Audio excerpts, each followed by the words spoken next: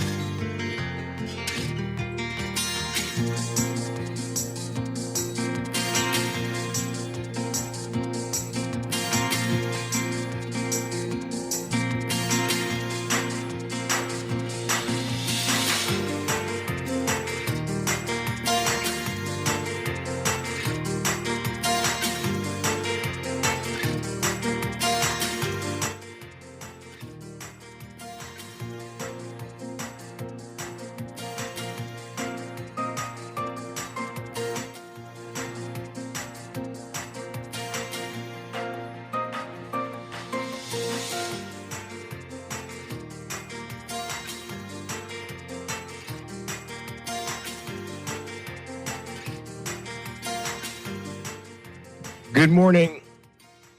This year's national honors revealed. The government agrees to settle the BPL case with Darnell Osborne. And the government to address shantytowns in a multi-dimensional manner. It's all straight ahead this morning. I'm Dwight Strachan, and this is Morning Blend.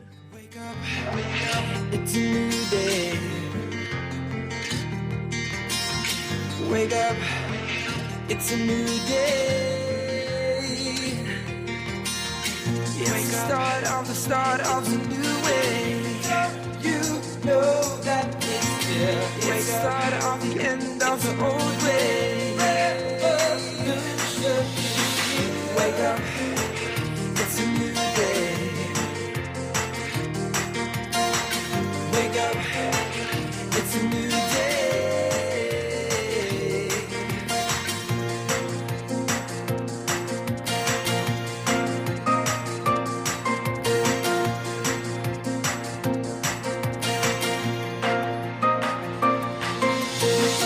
Wake up, it's a new day. Wake up, it's a new day. Wake up, wake up. Good morning again, Bahamas. It is Tuesday, July 12th, 2022. This is Morning Blend on Guardian Radio 96.9. Again, I'm Dwight Strachan. Coming up this morning, we're going to be talking with the Over the Hill Community Foundation. They've got something very exciting going on and an important deadline coming up. And later in Morning Blend Business is our once-a-month consumer protection series. We are going to be talking with the Consumer Protection Commission about some very important things you need to know about. You don't want to miss that, as always. That's all straight ahead. But first, it's time for the overnight, the latest breaking news from while we're sleeping, and the top national and international headlines this morning.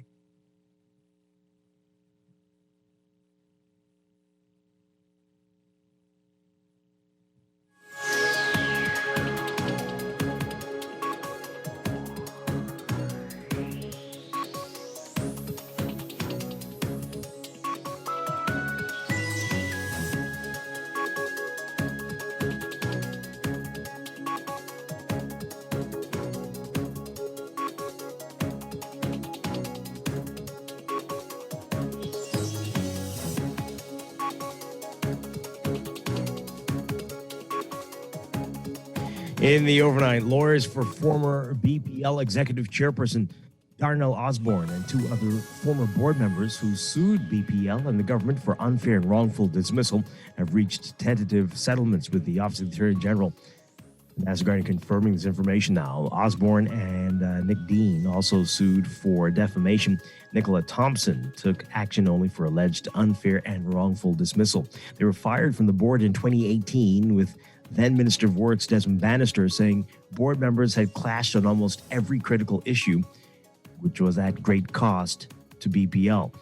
The matter had been set down for 14 days before Senior Justice Indra Charles to start last Thursday, but the tentative settlements were reached on Wednesday evening with the AG's office, Damian Gomez QC, who represents Osborne, Dean, and Thompson, confirming all of this now. They were previously represented by Alfred Sears, who is now in cabinet. Gomez did not reveal the proposed settlement amounts, which still need to be approved by cabinet in order to be finalized, but he said it was definitely in the government's interest to settle, as the AG's office was sure to lose, and legal fees alone would have cost over $240,000 for the trio's attorneys over the 2-week trial. The Nassau Guardian previously reported on the documents filed 3 months ago in support of their case against BPL and the government. Gomez also saying that there are lessons for governments to learn from the BPL ordeal. He says, quote, if you're going to dismiss people, particularly people who have volunteered for what is really public service because it's a publicly owned company, you treat them with a level of respect even in dismissing them. And these are not people that Bannister ought to have been accused of mismanagement. Government is conducting an assessment of shanty towns. That's according to Works Minister Alfred Sears. He says that demolitions will be carried out with due process and in accordance with the law. His comments coming after National Security Minister Wayne Munro told reporters that the government intends to demolish shanty towns not covered by the Supreme Court injunction. The Nassau Guardian asked Sears about the demolitions. He says there's a working group on the ground now, and they're reviewing the various communities which may not have the requisite ownership or title to the land or approval for the structures they've been putting up. It says, based on the assessment of that committee, a determination will be made. It will be done in due process and in accordance with the law. He was unable to provide a timeline for the completion of the assessment and directed queries back to the National Security Minister, who yesterday said he would have to reach out to the Defense Force and Bowen, the two organizations leading the operation.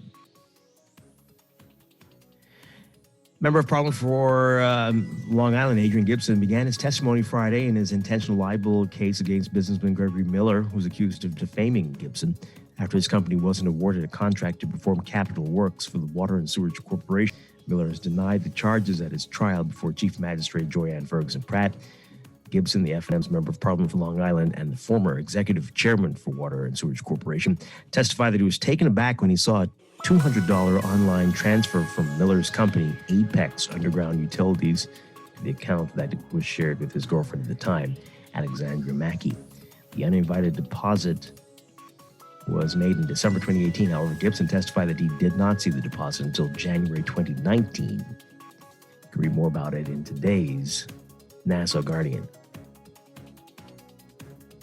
And Commissioner of Police Clayton Fernandez says penalties need to be increased to deter gun smuggling.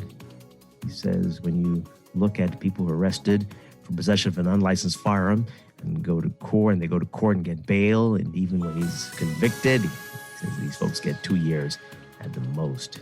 He announced the establishment of a ceasefire unit. He said this unit is aimed at combating activities of prolific offenders. Homicide numbers remain a major worry in the country. 76 murders have already been recorded for the year. Based on the current trajectory, the country is set to exceed the record set in 2015 when 146 murders were reported. In May, Prime Minister Philip Davis said more than 90% of guns confiscated and used as murder weapons in the country can be traced to American manufacturers and gun shops.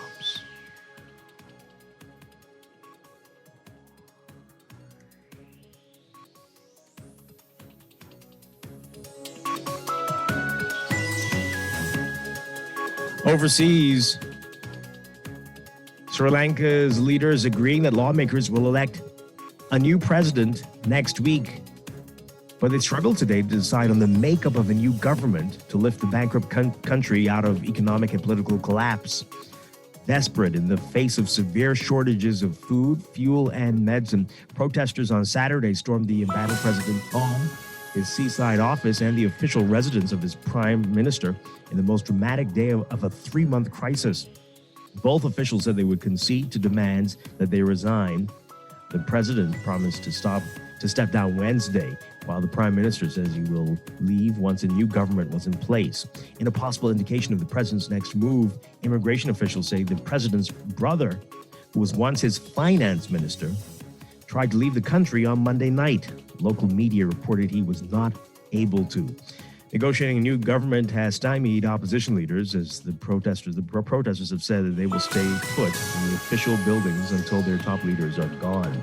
For days, people flocked to the presidential palace, turning it into a tourist attraction almost, swimming in the pool, marveling at the paintings, and lounging on the beds piled high with pillows. At one point, they also burned the prime minister's private home. A partial solution came late Monday, with lawmakers agreeing to elect a new president from their ranks in the coming days. Nominations for the post will be submitted on July 19th, and a secret vote will follow in Parliament on July 20th. The new president will serve the remainder of the outgoing president's term, which ends in 2024.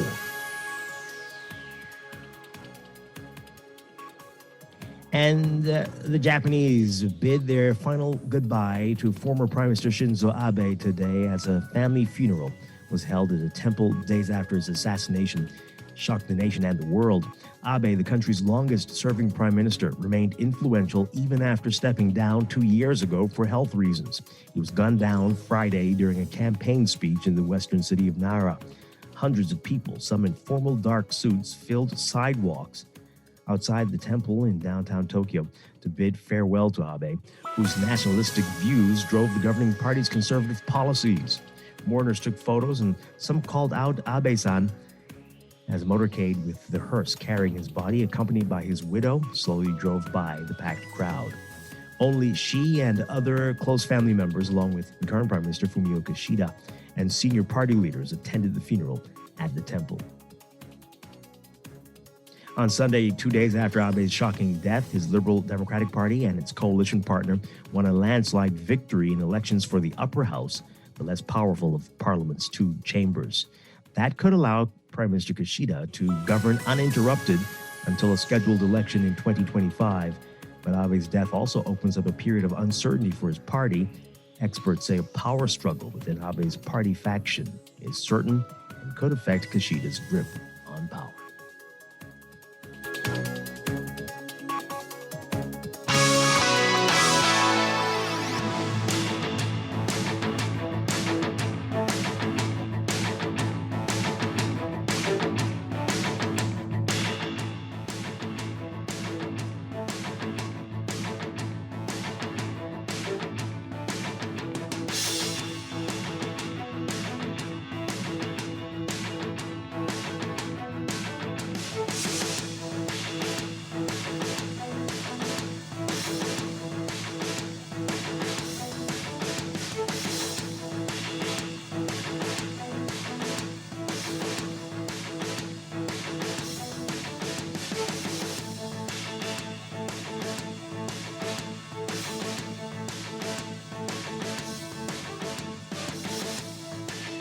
In sports, fresh off a seventh Wimbledon championship, which gave him his 21st Grand Slam title, one ahead of Roger Federer and one behind Rafael Nadal, Novak Djokovic is headed off to vacation. What's unclear is exactly how long a break he will take and when he'll be able to resume his pursuit of the major trophies he figures that he values the most. The next Slam tournament is U.S. Open, and as of now, Djokovic can't participate because he's still unvaccinated against COVID-19.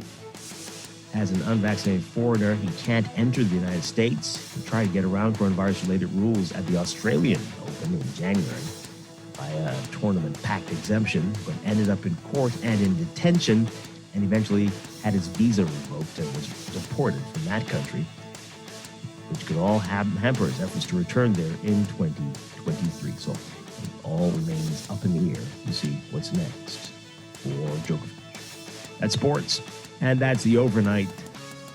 Time for your first look at weather.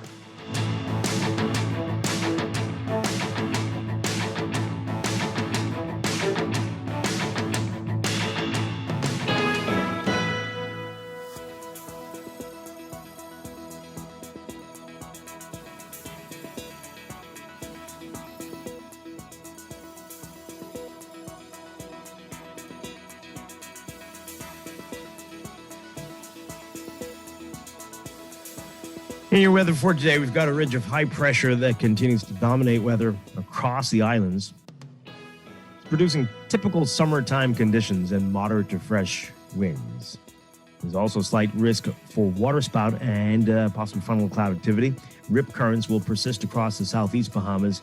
And again, everyone's being advised to limit outdoor activities and to remain hydrated due to high heat indices.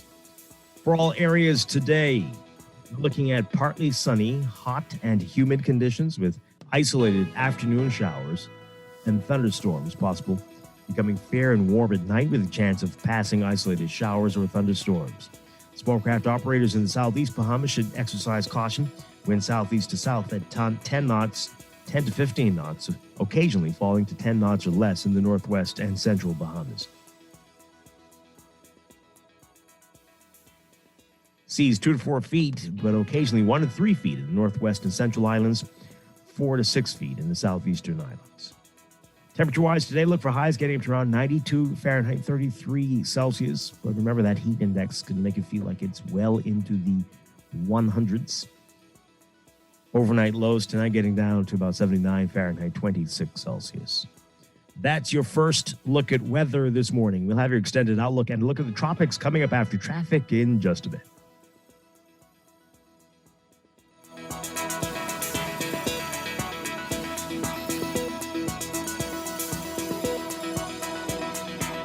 Wake up, it's a new day. Wake up, it's a new day. It's the start of a new way. You know that. You are listening to Morning Blend. When we come back, we're discussing the day's top stories. Right here on your home for fresh news and smart talk all day. Guardian Radio 96.9. It's a new day.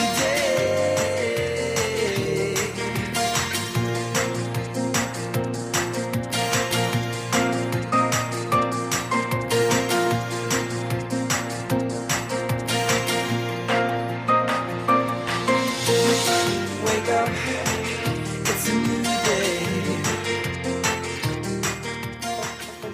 Tired of banks forcing you to use technology to bank the way they want you to? Your convenience is important. So no matter what your banking needs, Commonwealth Bank's friendly staff are always available in branch for that personal one-on-one service. But when you choose technology, our online and mobile banking app offers you state-of-the-art functionality. The choice is yours. Commonwealth Bank. Bank the way you want. Hello? Keisha, you something else, boy.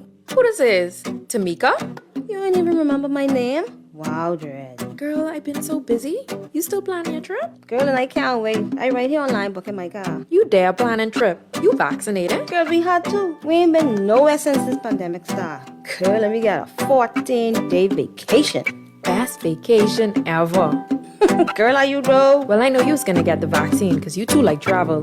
When y'all get your vaccine? Girl, long time. Because you gotta get your first dose, wait, then get your second dose at least 2 weeks before you travel. Johnny get his vaccine and he 12. Even Grammy get hers.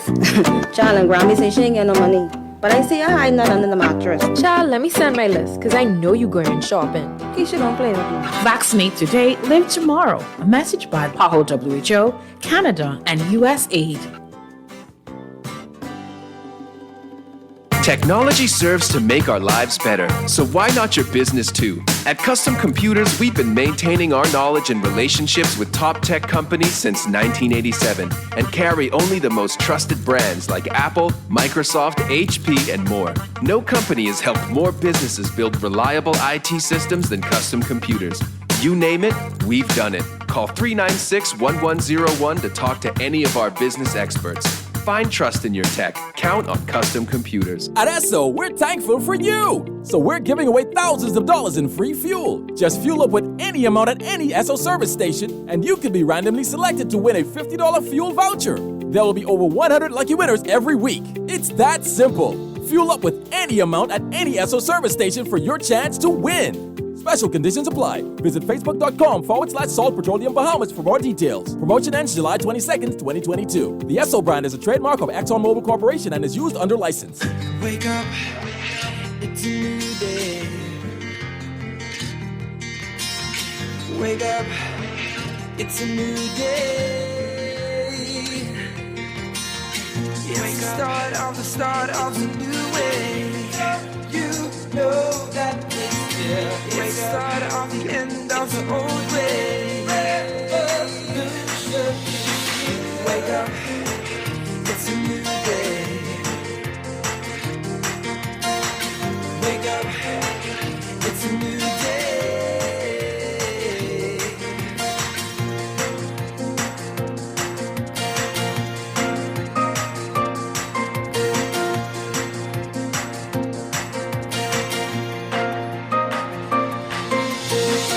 Wake up, it's a new day. Wake up, it's a new day. Wake up, wake up. Good morning again, Bahamas. Welcome back to Morning Blend on Guardian Radio 96.9. Once again, I'm Dwight Strachan. We are streaming live on GuardianTalkRadio.com and on the Guardian Radio app for your smart devices. We're also on your televisions on Cable Bahamas Channel 969 or BTC Flow Channel 612. You can tweet us at Morning Blend 969 or Facebook us, facebook.com/morningblend969. Text us on the Guardian Radio text line, powered by BTC, 422-4796. Coming up this morning, we've got more weather, more and your traffic news as well. Coming up in our 8 o'clock hour, we're going to be talking with the Over the Hill Community Foundation. We'll introduce you to them and find out what they're doing. They've got a big thing coming up and a big deadline approaching, and they want you to know about this before the deadline. So stay tuned for that. Then in our 9 o'clock hour, Morning Blend Business, we are talking with the Consumer Protection Commission. It's our monthly segment, Consumer Voice. And we're going to be talking about some more consumer issues, things you need to know about, complaints they've been getting at the commission, and more. That's all straight ahead. But let's begin with what else is in the news.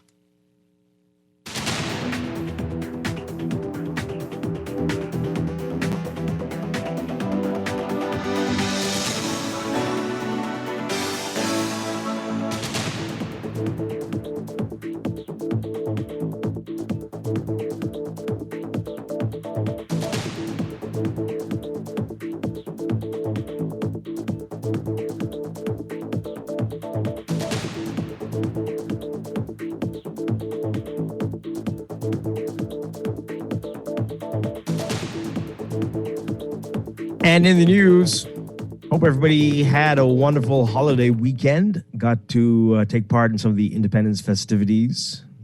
Many things to choose from. I think some even continue. But again, happy anniversary, 49th anniversary of Independence, everybody. And hope you had a good time. We can talk about it, what you attended, what you enjoyed, and what you're looking forward to for the 50th next year. It's supposed to be a year-long celebration leading up to next July 10th. And at Junction, we're going to get a bit of that in a moment, find out what people were saying who attended that. And the state reception last night, I attended that. That was quite something. A fun event, definitely. And more. I want to hear from you about it. And you can call in 323-6232, 325-4316, 325-4259. Tweet us, Facebook us, text us, 422-4796. Remember, standard text rates apply. And we're going to talk about the national honors as well. Quite a few names, prominent names on that list there. I want to get your reaction to some of that as well. It's a long list, very long list of Bahamians being recognized for what they've done for the country, and And I don't think people can argue with most of them. Maybe just how long the list is. It's really, really long. But quite a few of the people are no longer with us and are being recognized, finally being recognized, including those we lost on the HMBS Flamingo with that tragedy. And just last week, I think JT called in about that. And that is something. That is definitely something. So if you've seen the list, let's talk about it. What you think about it, and get your reaction to that. I just want to read a few of the names here. A few, because it would take all day long to read this list. And hey, that's beautiful. But the Order of the Bahamas, receiving that, the Honorable Philip Bethel, Gail Saunders, Reverend Dr. Michael Simonet, Rupert Roberts Jr., George Myers, and Judge Joseph Strachan. And then there are quite a few posthumously getting the award. Honorable Henry Bowen, Honorable Cadwell Armbrister, Sir Clement Maynard, Honorable Carlton Francis, Anthony Roberts, Sir Kendall Isaacs, Honorable Norman Solomon, Honorable J. Oswald Ingram, Robert Hanlon Simonet, Sir Derwent Knowles, Emmanuel Saturday, and Judge Neville Smith. And then there's the Order of Distinction, the Order of Merit, Order of Lignum Vitae, Medals for Acts of Bravery, and that's where the those we lost on the Flamingo there, and Distinguished Service Medal, Badge of Honor, and others who've been recognized for their service to the Governor General. So quite an extensive list there. All right, so and there was Junkanoo. Junkanoo is back, and wonderful videos we've been seeing all over. For more on that, take a listen to this report from our partners with Our News and Jamila Missick. This expression of Bahamian culture bringing hundreds of spectators right here on Bay, all in celebration of the country's 49th year of independence. Sights and sounds marking the country's 49th year of independence as Junkanoo music filled the streets of downtown Nassau. Those in attendance showing their excitement for the return of the people's love and unity rush. Resident Valerie Presenti and Terrell Taylor, a Bahamian who lives abroad, saying after the long 2-year wait, there's no greater feeling than being back on Bay. It's good, and it's good to be unlocked at this time, the day of our independence, the day of our freedom, marking 49 years. But I'm great. I'm feeling great. It's an awesome opportunity to be out here tonight. I love my culture. Like I said, I'm a very, very proud Bahamian. I'm one of those persons who take the Bahamas to my heart. This is a one in a million thing. Everywhere I'm well traveled, and there's nothing like it anywhere, you know. And we as Bahamian people have to really appreciate our culture because it's very unique. And this is something that I never want to see fade away. And Bahamians weren't the only ones joining in on the fun. This Baltimore resident sharing her love for the Bahamas. I've been coming to the Bahamas like 28 years, and I'm so glad I picked this weekend to come to celebrate with you guys for your Independence Day. I love everything. I love the people, the music, the flavor. Y'all so welcoming. Yes. Ahead of the parade, the Junkanoo Development Association honoring a number of Junkanoo icons for their contributions to the art.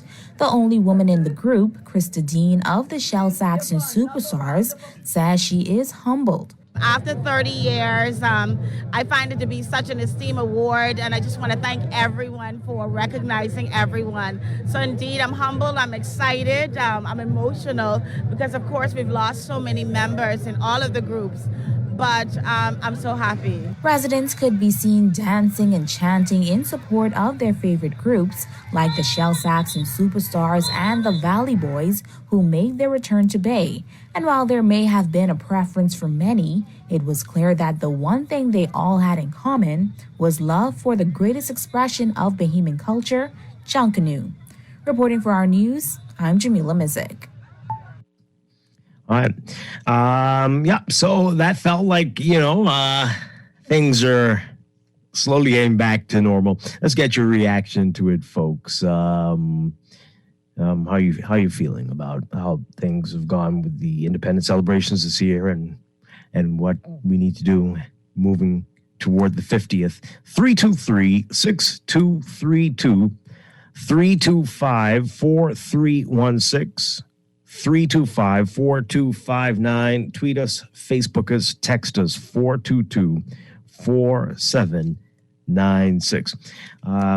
Like I said, I went to the state reception yesterday, which was at Bahamar. And big crowd, big numbers of people there. And I think all the BLBs were out, including Dave, who I've never met before, and I couldn't recognize if he came up to me, which he did, and introduced himself. I'm like, wow! And we even took pictures. Can you imagine that? But seems like he can be a nice guy. I don't know why he's so aggressive when he calls it the show. But that was interesting. That was definitely interesting. It was nice meeting him, and got to see a lot of people yesterday. Somebody's asked me if Minnis was there. I didn't see him, but the leader of the opposition was there, Michael Pintar, the deputy leader, and many others were there, and most of the cabinet, and a good time seemed to be had by all. So that was wonderful. Very, very nice. I got to meet, I've never met Prime Minister Davis before. Never, ever, ever, ever. Can you believe that? And I finally met him yesterday. Finally got to meet him yesterday. So, hey. Yeah, Dwight and Dave, I will post this picture shortly. It is, I'm at a loss for words. But he seemed like a nice guy. He came to me and introduced himself because I wouldn't have known him. And people say Minnis wasn't invited. Well, I don't know. I do not know. But everybody else, almost everybody else was there. Not a mask in sight, nor did I. I had mine in my pocket, but I didn't wear it. But hey, boy, right? What do you do? What do you do? All right, text us, 422-4796, and tweet us, Facebook us, call in, and let's talk about Junkanoo. How was that for you? Did you see the Valley Boys? Everyone's talking about the Valley Boys, the Androsia. Everybody, it looked pretty spectacular, sounded pretty good, and people are saying they just cannot wait for December for this to get back into full swing. And it really did feel very good yesterday. And again, let's talk about the honors. I think I'm one of the 5 people bought on the list, and that's fine. Why would I be on it, right? But a lot of people, and that's beautiful. People need to be recognized for what they've done in the country. And people asking about the photo. Yeah. It's coming. It's going to get you, waiting for the right time for that one there. So let us know what you're thinking. All right. 323-6232, 325-4316, 325-4259. All right. More of what else is in the news today from the NASA Guardian. This is quite interesting here. The government is doing this a lot, settling these cases that were that came about under the previous administration. So the government has agreed to settle the BPL matter. Lawyers for former BPL executive chairperson Darnell Osborne and 2 other board members who sued BPL and the government for unfair and wrongful dismissal have reached tentative settlements with the Office of the Attorney General, according to their attorney. This is the attorney representing them, and that attorney is David Gomez, QC, who represented Darnell Osborne and Nick Dean. They sued for defamation. Nicola Thompson took action for alleged unfair and wrongful dismissal. You will recall they were fired from the board in 2018, with then Minister of Works Desmond Bannister saying board members had clashed on almost every critical issue, which was at great cost to BPL. The matter had been set down for 14 days before Senior Justice Indra Charles and to start last Thursday, but the tentative settlements were reached on Wednesday evening with the AG's office, Attorney Gomez, and again, he confirmed this yesterday. They were previously represented by Alfred Sears, who is now in the cabinet. And in the post now, previously held by Desmond Bannister. Isn't that interesting there?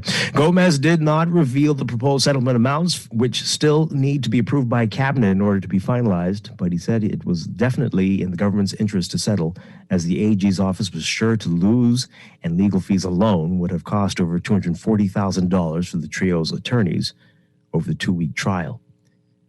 The Nassau Guardian previously reported on the documents filed 3 months ago in support of their cases against BPL and the government. The court papers revealed in intricate details the discord and power struggle that ensued in 2018 among board members and company executives.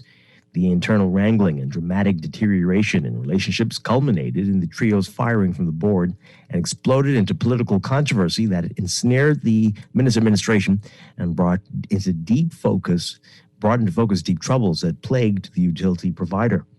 In a witness statement filed in April, Osborne said certain remarks made to the press by Bannister following the firings caused distress and significant damage to her personal reputation due to allegations of dishonesty and theft. Osborne said the proper protocol was not followed to terminate her from her position as executive chairman or chairperson and director, and she lost the benefits she was contractually entitled to in the position. She said Bannister made defamatory and misleading comments against her to the media on August 22nd, 2018. In a communication to then Prime Minister Dr. Hubert Minnis on August 22nd, 2018, following a meeting he had with former board members, Osborne said they were awaiting a public retraction from the minister and his misleading statements. Among the statements was that Osborne was constantly petitioning him for a $300,000 salary. There's a whole lot more on this in today's Nassau Guardian. On the settlements, Gomez said that there were lessons for the government to learn from the BPL ordeal. He said, quote, "To start with, if you're going to dismiss people, particularly people who volunteered for what is really public service, because it's a publicly owned company, you treat them with a level of respect, even in dismissing them.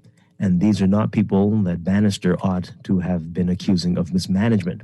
If ultimately the only issue is the people got along or not, that could have been handled very discreetly and not commented on at all. A huge amount of money could have been avoided." Asked why the settlement amounts were not being disclosed, Gomez said, quote, "The F&M, who were the ones who put the public purse in jeopardy, are now the ones calling for the publication of settlement terms so as to exacerbate the experience of their victims. Something has to be wrong with that." He said, quote, "The Auditor General protects the integrity of the accounting of expenditures from the Consolidated Fund and has access to all of the files, so there's no danger to the public purse in not knowing a specific amount. A lot of the disputes that occurred with big companies we don't know about, and they may involve far greater sums than what we're talking about with these individual claims. One would have thought if they were serious about public knowledge of expenditures that they would have behaved in a particular way when they were in office, and they didn't." Wow. Well, the government recently settled with senior police officers who had been forced on leave under the Minns administration and then later reassigned. The Davis administration also reached a $2.5 million settlement with former cabinet minister Shane Gibson, who alleged that he was falsely imprisoned and maliciously prosecuted after the F&M was elected in 2017. Gibson was acquitted of corruption charges in 2019. And former PLP Senator Frank Smith was acquitted in 2019 of bribery and extortion charges. And early this year, the Director of Public Prosecutions discontinued the corruption case against former PLP Minister Ken Dorset. Settlements are anticipated in those matters as well. So, That's a lot there. Let's get your reaction to this and what's happening. Again, call in 323-6232, 325-4316, 325-4259. Let's go to the phone lines. Good morning, caller. You're on the air. Are you still there? I had you on hold for a little while, hey? 323-6232, 325-4316, 325-4259. Call us back. And 422-4796. Let's go to the text line. Somebody says here, happy Independence Day. Happy Independence, Bahamas. I guess after Junkanoo in 2 weeks, we will see how far COVID is in the country. Well, yeah, maybe. Let's hope it doesn't come to that. I don't know how it wouldn't, but maybe it won't. Maybe let's be positive. Maybe positivity will scare the COVID away. This person says, and no mask in sight with all the big crowds during independence celebrations. BAMES, just brace yourselves for high COVID numbers, high COVID cases in a couple of weeks. Mm-hmm. Well, yeah, I hear you. This one says here, this PLP dark day government is giving away money like a broken candy machine. Seems like all you need is a PLP lawyer to represent you.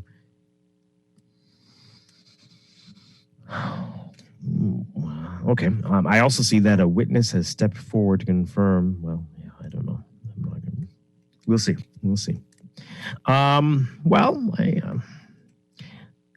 Court. It's court. I don't know. I don't have a comment. Okay. This person says here, happy Independence. Yes, we read that already. COVID again. This one says here, it's amazing that over 400 police officers who have completed 25 to 35 years of service cannot get a gratuity. But I see all these settlements as rewards for people who helped embarrass the last government. Well, maybe you got to sue the government too, and then get a lawyer, as the text says, a PLP lawyer, and see what that could do to get your gratuity. I don't know. This one says here, if they can expose how much Kay Forbes and Susan Holloway, no, you're getting the wrong name. Okay. Susan Hollowesco was making, why can't they tell us how much Fernando Delvo and former government members of the BPL got? Okay. I see what you're saying. Let's take this call. Good morning, call. You're on the air. Dwight. Hi, good morning. And good morning to those who wake up in the land of the living. I hope they had something hot and happy. Still happy Independence, because Dwight, I think that's the best celebration, as me being a proud Bahamian, that I have ever seen it when it comes to the Independence celebration of this time, and especially after all the years that we have been locked down and our freedom of movements is being taken away. So I think that everyone was happy. Mm-hmm. And you know something, Mr. Strachan, I'm not going to even talk about who gets court settlement, because that don't make no sense to me, because that's the court. You can't get in the court business. That court has nothing to do with the government.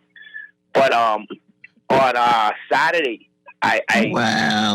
not really. The government is settling. When I say the court, when I say the government has nothing to do with the court, I'm not going to talk on no issue with the court settlements or the court non-settlements, because that don't come before me as a person in the country. The simple fact is, if the court already reached a decision, Mr. Strachan, what is for me to debate on?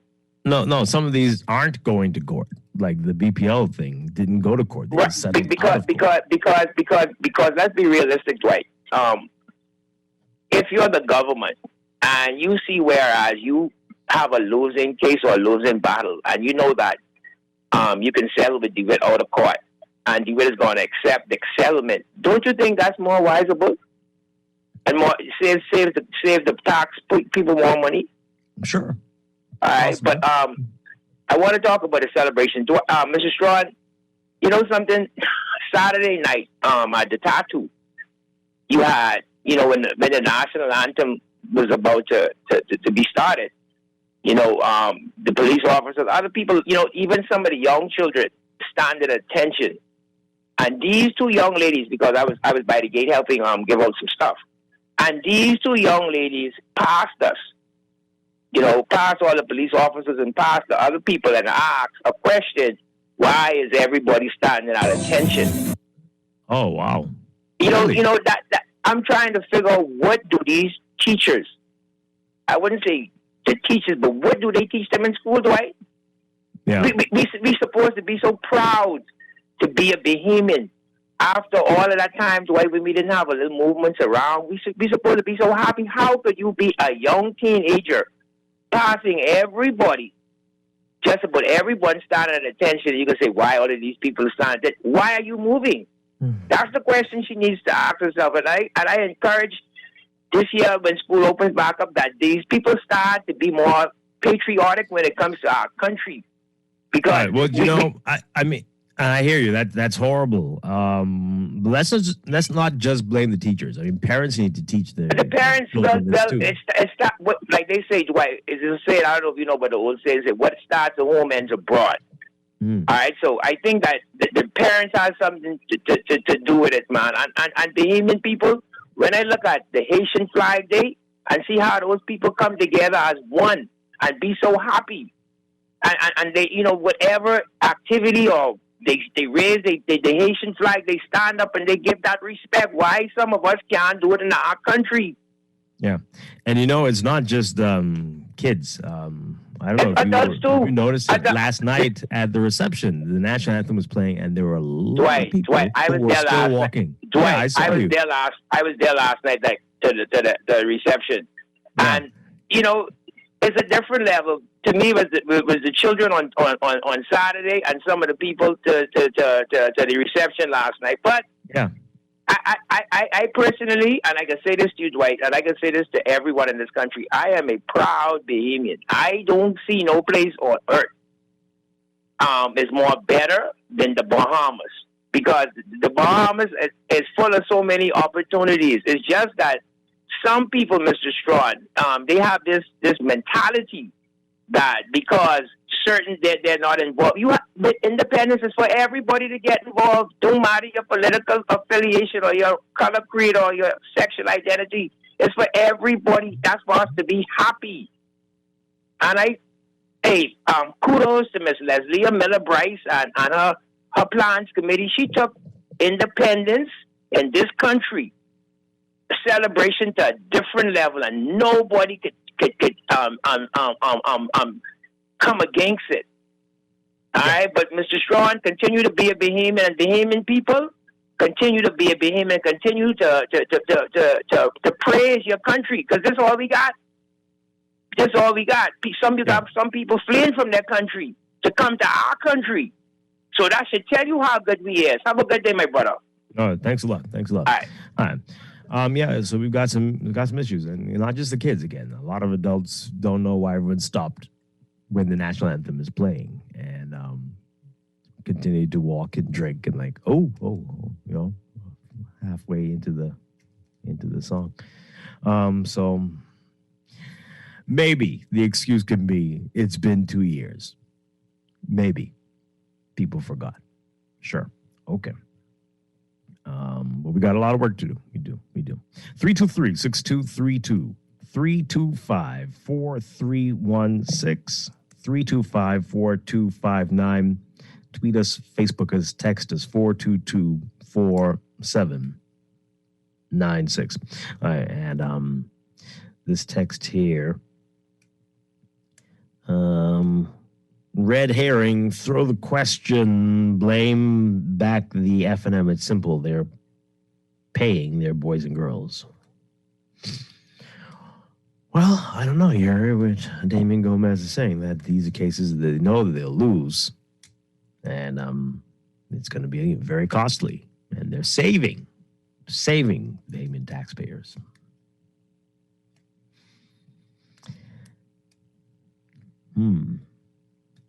All right.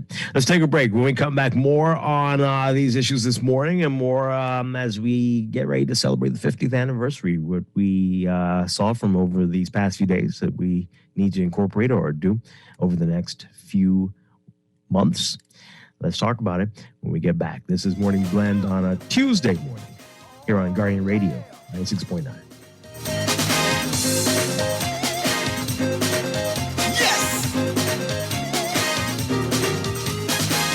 I's a bohemian, hair and born and bred. I don't want to live nowhere else, even when I dead. I's a bohemian, and I always late. If you want me there by 9, better tell me come 8. See, I's a bohemian, and I don't like say nobody gonna spend my money when I go to my grave. Yes, this is Guardian Radio 96.9 FM, Nassau, Bahamas.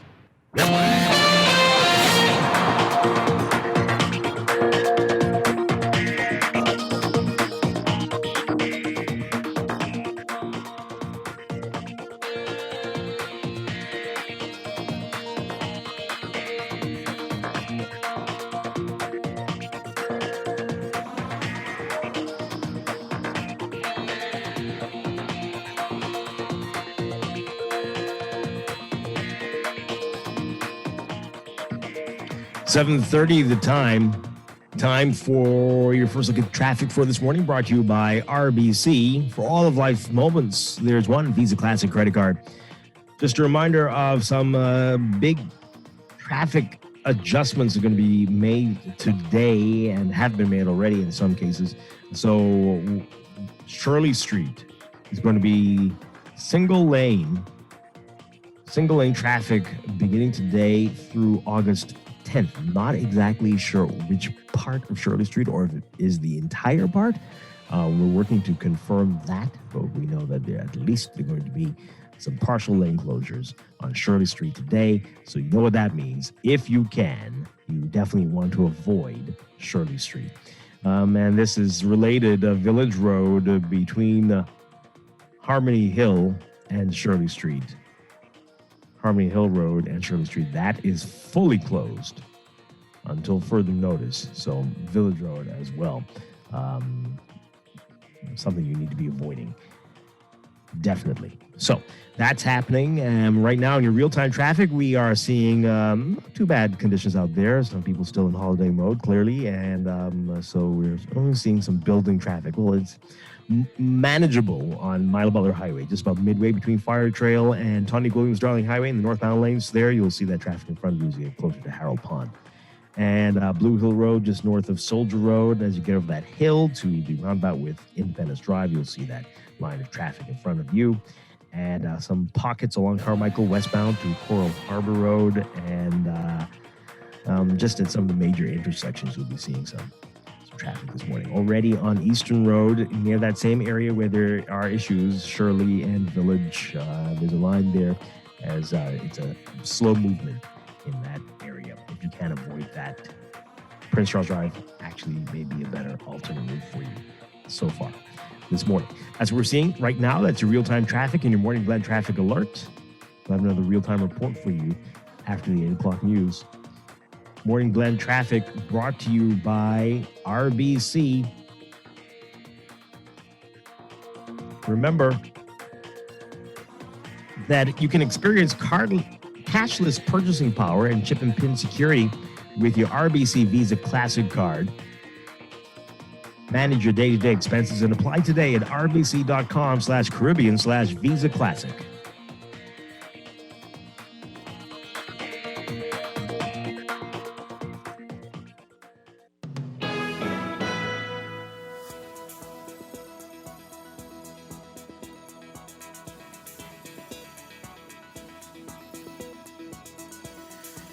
And time for another check of your weather for today, brought to you by BTC. We've got a ridge of high pressure that continues to dominate weather over the islands, producing typical summertime conditions and moderate to fresh breezes and winds. There's a risk for waterspout and funnel cloud activity, and rip currents will persist across the southeast Bahamas. Everybody's being advised to limit outdoor activities and remain hydrated due to high heat indices. For today, for all areas, we're looking at partly sunny, hot, and humid conditions with isolated afternoon showers and thunderstorms, becoming fair and warm at night with a chance of passing isolated showers and thunderstorms. Small craft operators in the southeast Bahamas should exercise caution. Temperatures getting up to around 92 Fahrenheit 33 Celsius, but the heat index will make it feel a whole lot hotter, possibly in the hundreds. And lows tonight getting down around 79 Fahrenheit, 26 Celsius. In your extended outlook, we've got high pressure that will remain the main weather feature across the islands over the next few days, while mid to upper level troughing near the southeast Bahamas will enhance shower activity there. So for tomorrow, Wednesday, we're expecting a full moon tomorrow, and in the daytime, look for mostly sunny and hot conditions with a few isolated showers or thunderstorms, becoming fair and warm at night with a chance of isolated showers or thunderstorms. Thursday, mostly sunny and hot with a few isolated showers or thunderstorms, becoming fair and warm at night with a chance of isolated showers or thunderstorms. In the tropics, we're watching a broad trough of low pressure over the northern Gulf of Mexico. That's being monitored at this time. Gradual development is possible if it can remain offshore while it meanders through the end of the week. Formation chances are still low, though, near about 30%. Elsewhere, tropical cyclone formation unexpected during the next 5 days.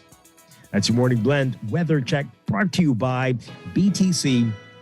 All BTC prepaid combos now include full unlimited WhatsApp. You can enjoy unlimited WhatsApp full, unlimited WhatsApp chat, unlimited WhatsApp video calls, unlimited WhatsApp calls, unlimited WhatsApp sharing. Visit any BTC location or WhatsApp or email their virtual store to activate today.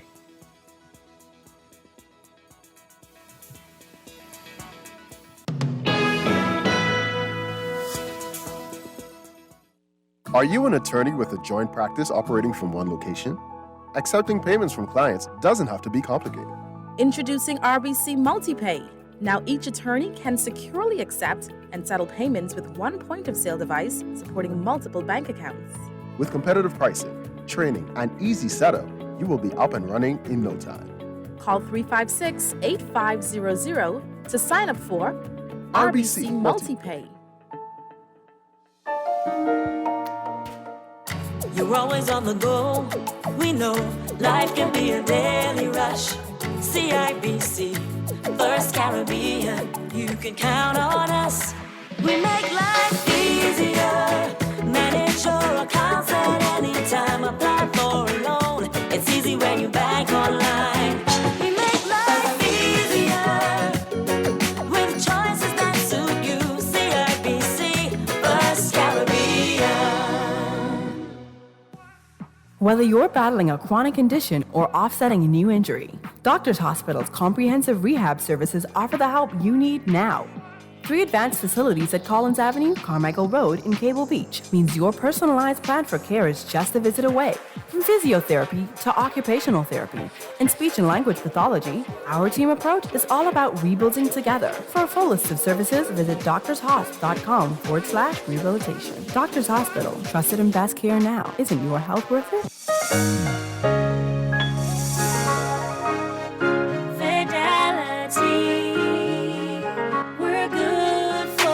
We know how important collecting your money can be to the success of your business. Start your relationship with Fidelity today so that we can show you the many options available to you with our merchant services. From click and pay options online to merchant terminals and e-commerce options. We're here to help your business succeed. For more details, speak to one of our business development officers at 356-7764 in Nassau or 352-6676 in Freeport. Visit our website at fidelitygroup.com or visit any of our branches.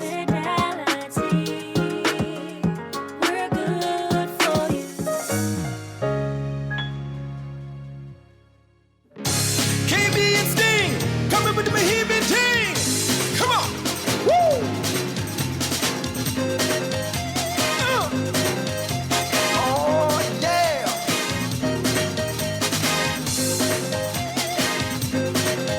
Yes. Eyes of Bohemian, hair and bone and bread. I don't want to live nowhere else, even when I dead. Eyes of Bohemian, and I always late. If you want me there by 9, better tell me come 8. See, I's a Bohemian, and I don't like say nobody gonna spend my money when I go to my grave. Yes, I's a Bohemian, don't wanna make no fuss. But if you we know, but outside tell it, you we one of us. Like I'm just grabbing low, don't act like you don't know, you know. And you know, oh, and you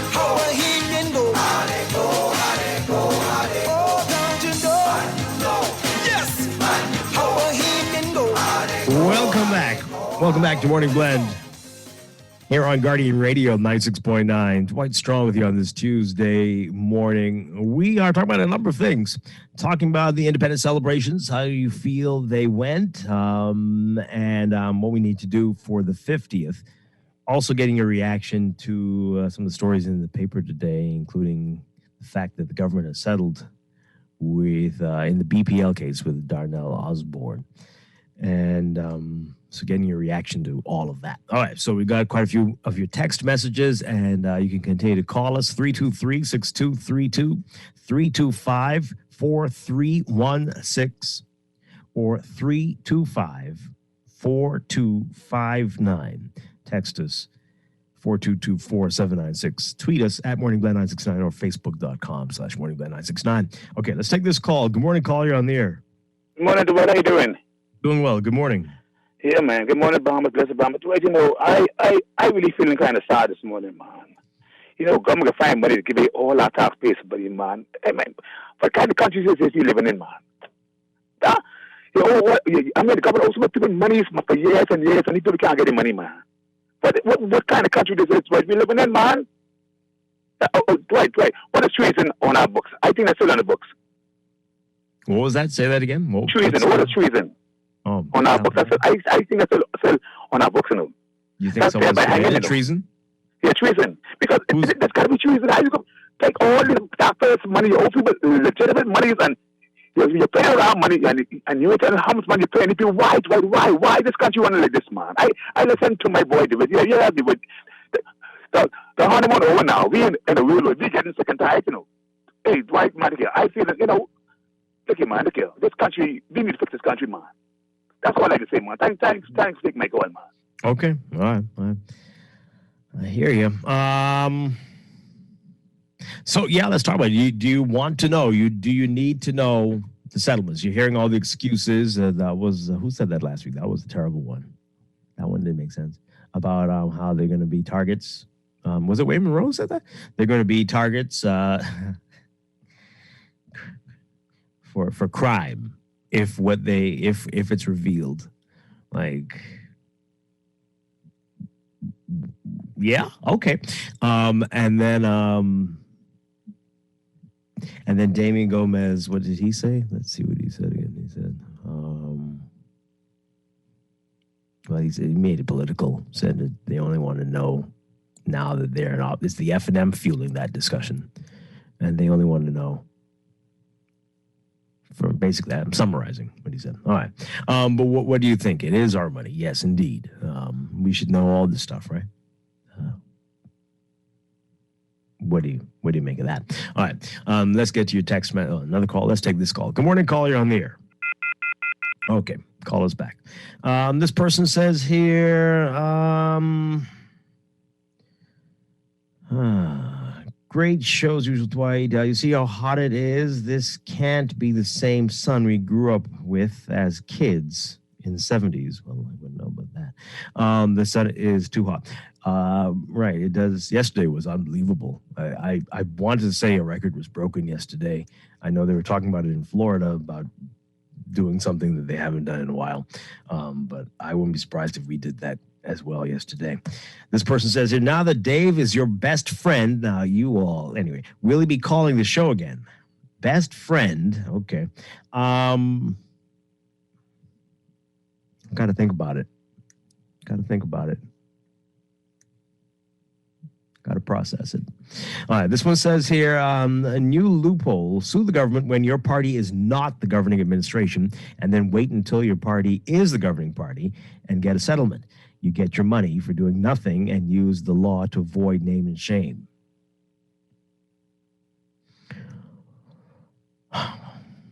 Well, I don't know if it's that simple. You have to have been doing something either before or with that administration in order to sue them, right? So I don't know if it's not going to be your party. They may start off as your party, but by the time it's all over, once they've defamed you, you ain't going to be friends anymore. All right, this one says here, oh boy, I keep hearing that this was the best independence celebrations ever. I've yet to hear one person explain why. Was it the best because you liked the government? Was it the best because your child participated? Was it the best because you helped plan the event? What does best mean when objectively compared with the past celebrations? We're almost 50. Let's stop the success because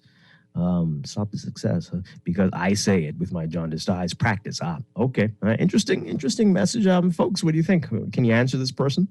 I don't know if it was the best. And it was refreshing because the last 2 years we've been cooped up at home. But they had a number of events. I know some years we don't have a good number of events. They had a good number this time. And there were other things happening. It could have been because of independence, but not necessarily. I know the swimming nationals that was going on at the same time, and the Babe Ruth championship, and I think just there seemed to be a lot to do. But what do you say to this person who's questioning this? What do you say? Let's take this call. Good morning, call. You're on the air.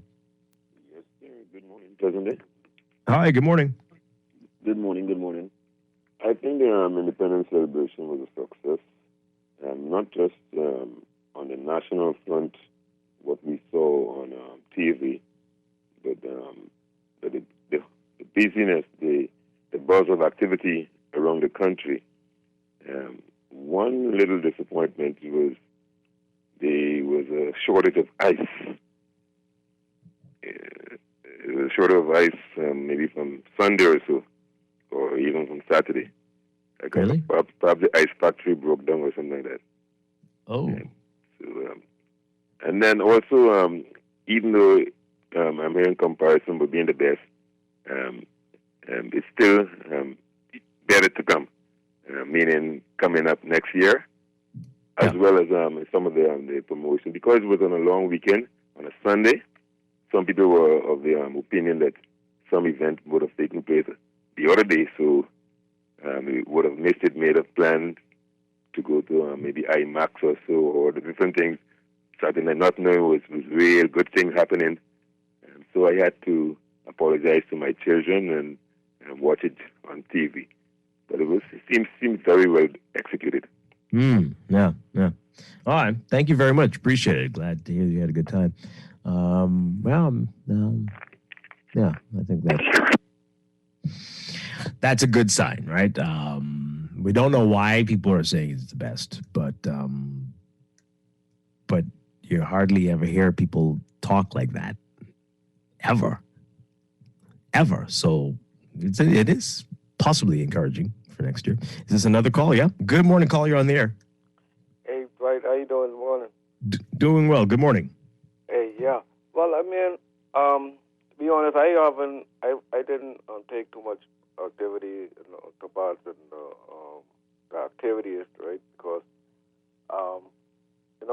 I'm one of those persons why they love the Bombers, really and truly, to the fullness. But I can't be following the hype, right? Or following the fakeness, or following the foolishness that we continue with in this country year after year, pretending to be something that we're not, and we're not interested in conforming ourselves to what we should be as a people, right? So I really would like to see, moving forward, a country would respect the people to the point that we can implement things to protect us. Why is this two party in this country refuse to give the Bahamian people the Freedom of Information Act, right? Because the things that are the skullduggery, what is continuing in this country, why is we pretending that the Queen is not the head of our state? It's ridiculous in this town, man, and we have to get this. We have to get this over, and we have to get this solved, right? Because hey, we ain't going nowhere quickly in this country. Because at the end of the day, these two parties, they do whatever possible to keep the wedge or that separation between the Bahamian people and what their true entitlement are inside this country, right? And I really believe moving forward, we have to stand together we have to move forward, upward, and onward, so that we could change this paradigm in this country. Because yes, there's as far as I'm aware, we got freedom to govern ourselves, and there's no way I could tell my kids, and I don't care who get offended about it, because I ain't living no lie no more inside my life. I refuse to tell my kids that we are independent after explaining to them what it means to be independent. You can't be independent and not independent at the same time. We have to choose one. And I believe, and I strongly believe that we need to make a decision in this country whether we're going to truly be independent or keep impressing on our people that we are, when in fact there's no evidence to show it, man. You guys have a nice Okay. Thank you very much. Can't be independent when you're dependent, eh? Sounds like a college student, I think, when you're off at school abroad. You can stay up as late as you want. You could do whatever you want. Go to class, do whatever. But still gotta answer to mom and dad about where that money went. Yeah, I guess. I hear you. This text here, you ain't play. Oh, yeah, okay. Well, anyway. Dwight, yes, we are proud to be Bahamians, and yes, it's good to celebrate, but the world economic structure is in trouble, and we're not preparing our people for this upcoming recession. Ooh. We continue to kick this can down the road, and soon it will be right in our faces. We need to prepare. If we don't, it will be what it will be. Okay. And more text messages. The precedent that has been set is very dangerous. We should not use the public treasury as a payback kitty. Let the court decide the outcome, not a government or attorney general. It could be seen as a new form of legal corrupt practices that the governments will use. This is scary. Interesting. I think that it's people who commit these acts of defamation and slander and misconduct are the ones who should be held liable. This would really make all the difference in how these cases play out and ultimately protect the people's purse from being abused. What? I think the people who commit these acts of defamation and slander are the ones. Well, that's what they're doing. Yes. That is happening. That's also been happening. Okay. And it will continue to happen. Yes. So you miss and say the wrong thing about the wrong person. If you haven't been sued yet, it's just because you haven't said it to the right person or the wrong person. But it's been happening and will continue to. I see more calls coming. We got to go to the news. We're going to do that and pick this up on the other side, because we've got some great guests we're going to be talking to this morning, the Over the Hill Community Foundation. And, of course, our Consumer Voice series returns in Morning Blend Business. We're talking with the Consumer Protection Commission. A lot more Morning Blend to come after the news. Stay with us.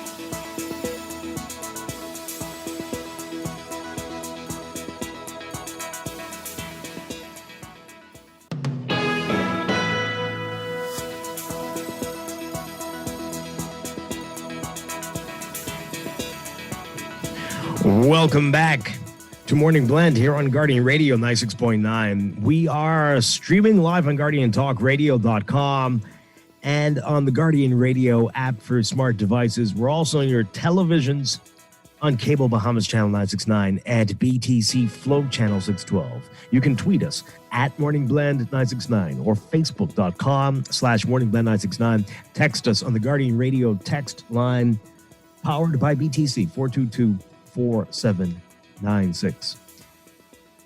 And now at 8:19, time for another check of your weather for today, brought to you by Bahamas First Insurance. We've got a ridge of high pressure that continues to dominate weather over the islands. It's producing typical summertime conditions and moderate to fresh winds. There's a slight risk for rip currents and or funnel cloud activity, and rip currents will persist across the southeast Bahamas, and everybody's being advised to limit outdoor activities, especially during the afternoon hours, and to remain hydrated due to high heat indices. All right, so for all areas today, we're expecting partly sunny, hot, and humid conditions with isolated afternoon showers and thunderstorms possible, becoming fair and warm at night with a chance of isolated showers and thunderstorms. Small craft operators in the southeast Bahamas should exercise caution.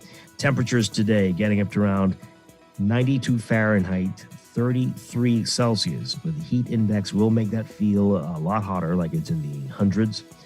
And overnight lows tonight getting down to about 79 Fahrenheit, 26 Celsius. We are at about 83 under partly cloudy skies right now in Nassau. In your extended outlook, high pressure will continue to be the main weather feature across the islands over the next few days, while mid to upper level troughing near the southeast Bahamas will enhance shower activity. So, for tomorrow, Wednesday, we're looking at mostly sunny and hot conditions with a few isolated showers or thunderstorms, becoming fair and warm at night with a chance of isolated showers and thunderstorms. Also expecting a full moon tomorrow. Thursday, mostly sunny and hot with a few isolated showers and thunderstorms, becoming fair and warm at night with a chance of isolated showers or thunderstorms. In the tropics, we're watching a broad trough of low pressure over the northern Gulf of Mexico. That's being monitored now. Gradual development is possible if it remains offshore while it meanders through the end of the week. Formation chances are low right now at about 30% through to the next 5 days.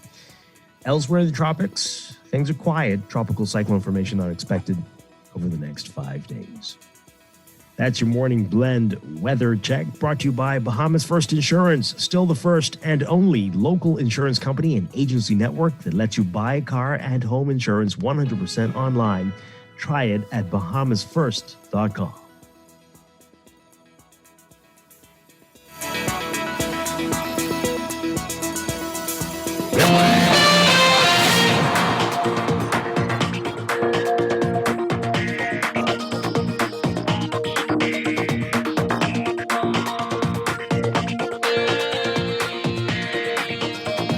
And at 8:22, time for another check of your traffic for this morning, brought to you by RBC. For all of life's moments, there's one Visa Classic credit card.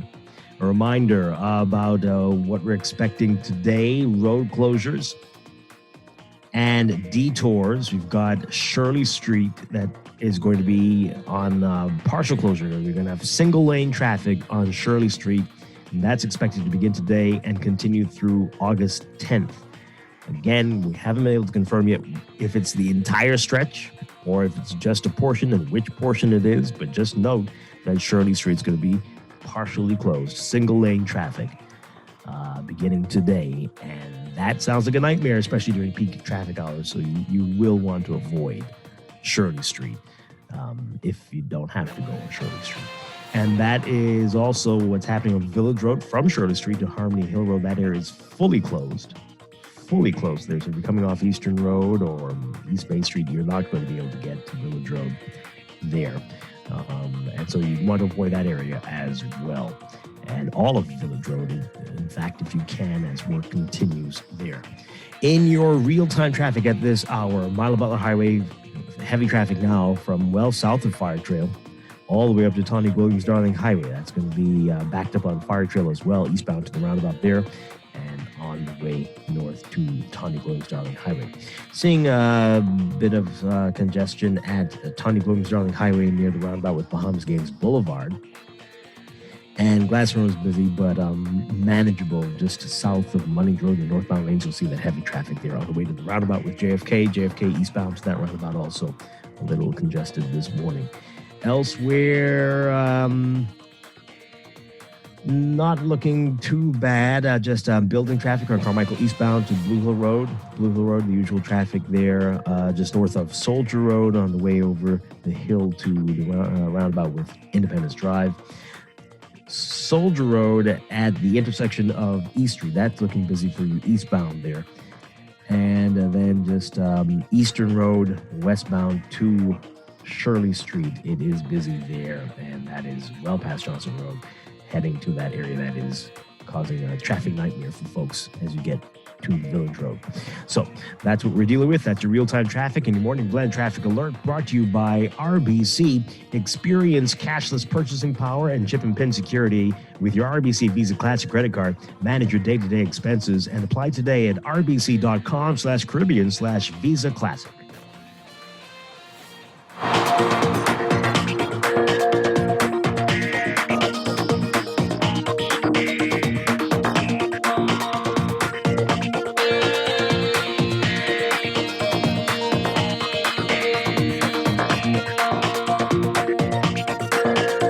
This is Guardian Radio, 96.9 FM, Nassau, Bahamas.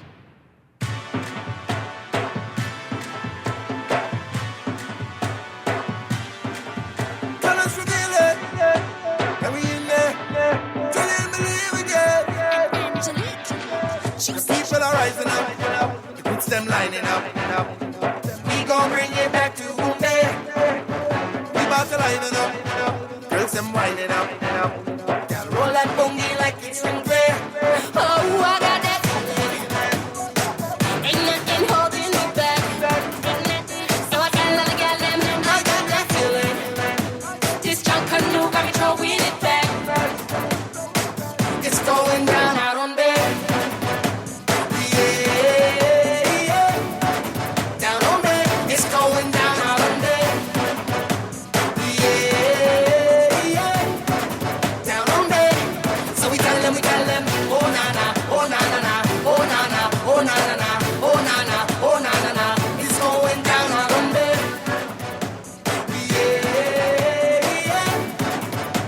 Yeah. And we're back with Morning Blend here on Guardian Radio 96.9. Dwight Strong with you on this Tuesday morning. That's a special request. And that's for the Valley Boys who put on a show on Bay Street yesterday. Apparently in more ways than one. But hey, the performance was pretty decent. We're getting a reaction to the independence celebrations and also to the big story in the Nassau Guardian today about the government settling another case, this one with BPL Darnell Osborne. Remember that one? And people are concerned that we're not hearing what the settlement amounts are, and that this is a dangerous trend that we're seeing. Instead of letting these matters play out in court, although sometimes they do play out in court, and then people come back and sue you afterward, right? You win, and they say, well, you've done so much damage to my reputation that I can't let it go like that, and I have to take a civil, matters into the civil matter against you. And so, hey, all right, so we're getting your reaction to it. You can call in 323-6232, 325-4316, 325-4259. Tweet us, Facebook us, text us, 422-4796. All right, a few of your text messages here. Someone says here, oh boy, what is this? Okay. Yeah, we read that already. Yes. I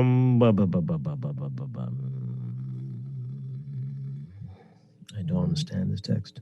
This person says, is it that much that they will be targets if the amounts are revealed? Is that saying what they're saying? Is that what they're saying? Well, they revealed Gibson's total, so...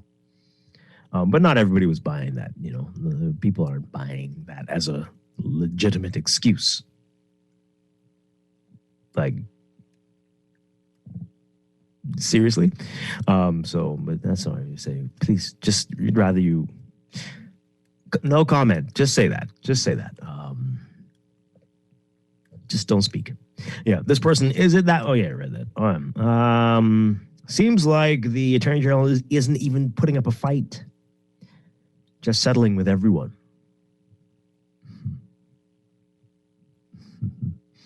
This one here. These lawsuits and settlements are relatively new for the government, are they?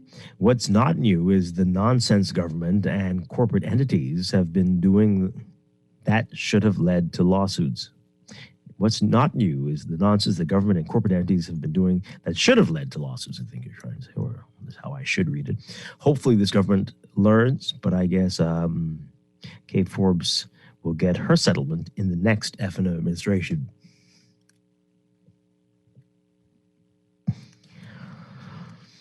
Well, people in our country should be concerned about personal settlements. Instead, they need to ask what has been done with our country's deficit from the time that was implemented to pay our loans for which the paying people did not borrow. And this one says, tell the texter to stop. Osborne was a good standing F&M who sued under their administration. It shows that not only perceived PLPs are settling for injustices by the government. Yeah. Interesting points there. All right.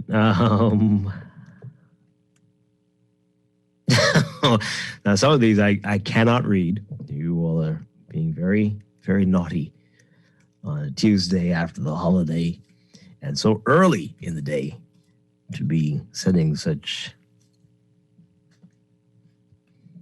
sarcastic text messages. Boy, I tell you.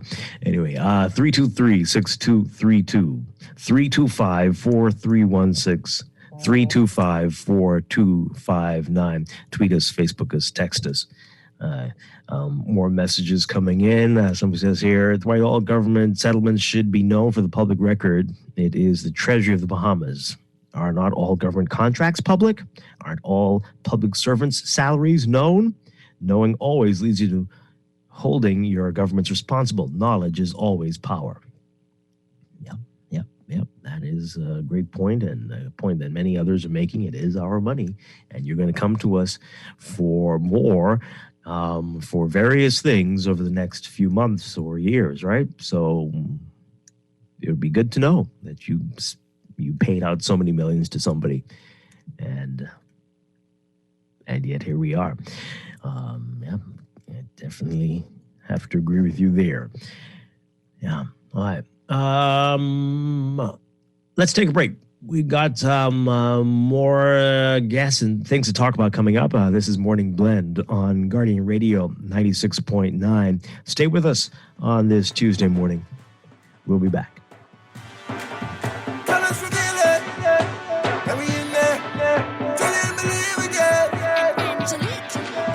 People are rising up, the goods them lining up. We gon' bring it back to Bombay. We about to lining up, girls them winding up. Girl roll that bongi like it's in gray. Oh, I got that feeling. Ain't nothing holding me back. So I tell all the gal them, I got that feeling. This junk canoe got me throwing it back. It's going down out on Bay.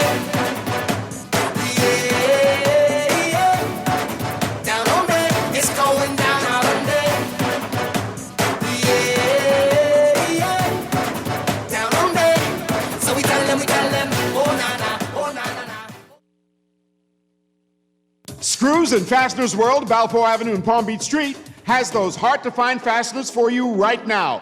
You can find stainless steel regular hex, carriage bolts, galvanized bolts, threaded rods, nails, self-tap screws, sex bolts, anchor bolts, turnbuckles, masonry tools, hand tools, and weed whacker strings. Check out the rope selection and car body fasteners, too. Special orders are welcome.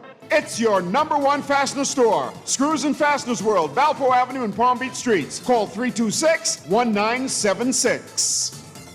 That's the sound of a bite-sized payment I made on my new laptop. Can I make a bite-sized payment on this amazing vacation? Yes, with Scotia Select Pay. Now, my big-ticket credit card purchases are more manageable with flexible bite-sized payments over 3, 6, 9, or 12 months at a lower interest rate. Scotia Select Pay allows me to better plan my expenses over time. The best part? No credit checks or financing application. Visit bs.scotiabank.com. Conditions apply. You're always on the go. We know life can be a daily rush. CIBC, First Caribbean, you can count on us. We make life easier. Manage your accounts at any time. Apply for a loan. It's easy when you bank online. We make life easier.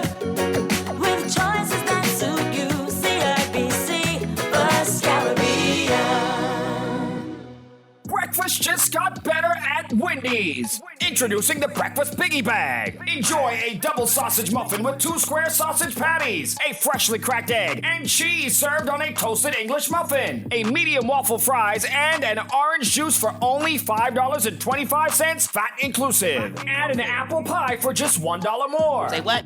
At Wendy's, better breakfast is all day. Offers valid in participating locations. Wendy's, different inside and out. When faced with an illness like cancer, we band together, and we at Cleveland Clinic in Florida have your back. From advanced cancer treatments to extra safety measures at all of our locations, we're with you on this journey.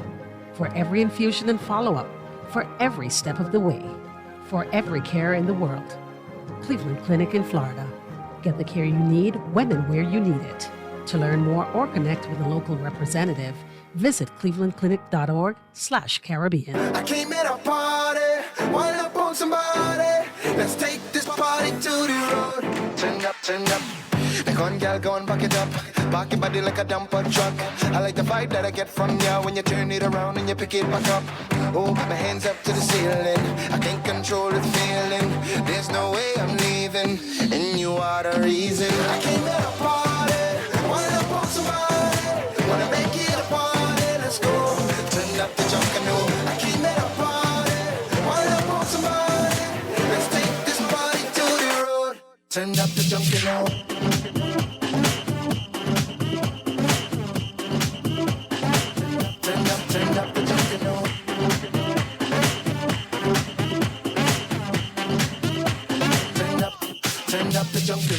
So jump in the line, let's go.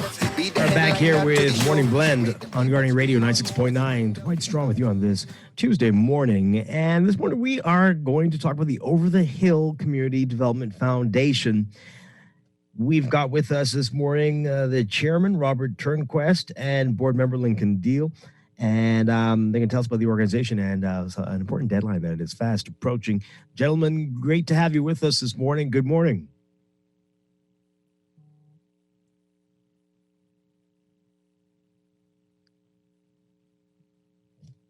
No.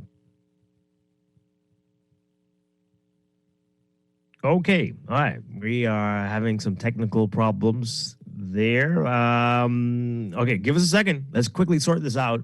And we're going to take a quick break and be right back. This is Morning Blend. It's still in the holiday mode. I think we still are. Let's sort this out. We'll be right back. Stay with us.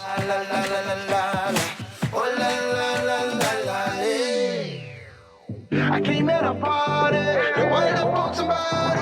Wanna make it a party, let's go. Turn up the junk and new. I came at a party, what you say, wind up on somebody. At Western Union, we have different sending options for you to use the one that fits you best. You can send money directly to bank accounts around the world, or for cash pickup by visiting our agent locations. Or you can also start your money transfer in our app and then pay cash in store. Look for an agent location near you, or download our app and send money to your loved ones abroad. Earning zero interest on your savings at the bank? With as little as $100, you can start earning interest on your money while you're sleeping, eating, or standing in line at the bank with the CFAL Savings Express Plan. Ready to invest? Start by putting $1,000 into our mutual funds and earn interest there too. Because at CFAL, your interest is our interest. Visit cfal.com to start now. CFAL, growing wealth for future generations of Bahamians. When faced with an illness like cancer, we band together, and we at Cleveland Clinic in Florida have your back. From advanced cancer treatments to extra safety measures at all of our locations, we're with you on this journey. For every infusion and follow-up, for every step of the way, for every care in the world. Cleveland Clinic in Florida. Get the care you need when and where you need it. To learn more or connect with a local representative, visit clevelandclinic.org/Caribbean. Are you an attorney with a joint practice operating from one location? Accepting payments from clients doesn't have to be complicated. Introducing RBC MultiPay. Now each attorney can securely accept and settle payments with one point-of-sale device supporting multiple bank accounts. With competitive pricing, training, and easy setup, you will be up and running in no time. Call 356-8500 to sign up for RBC MultiPay.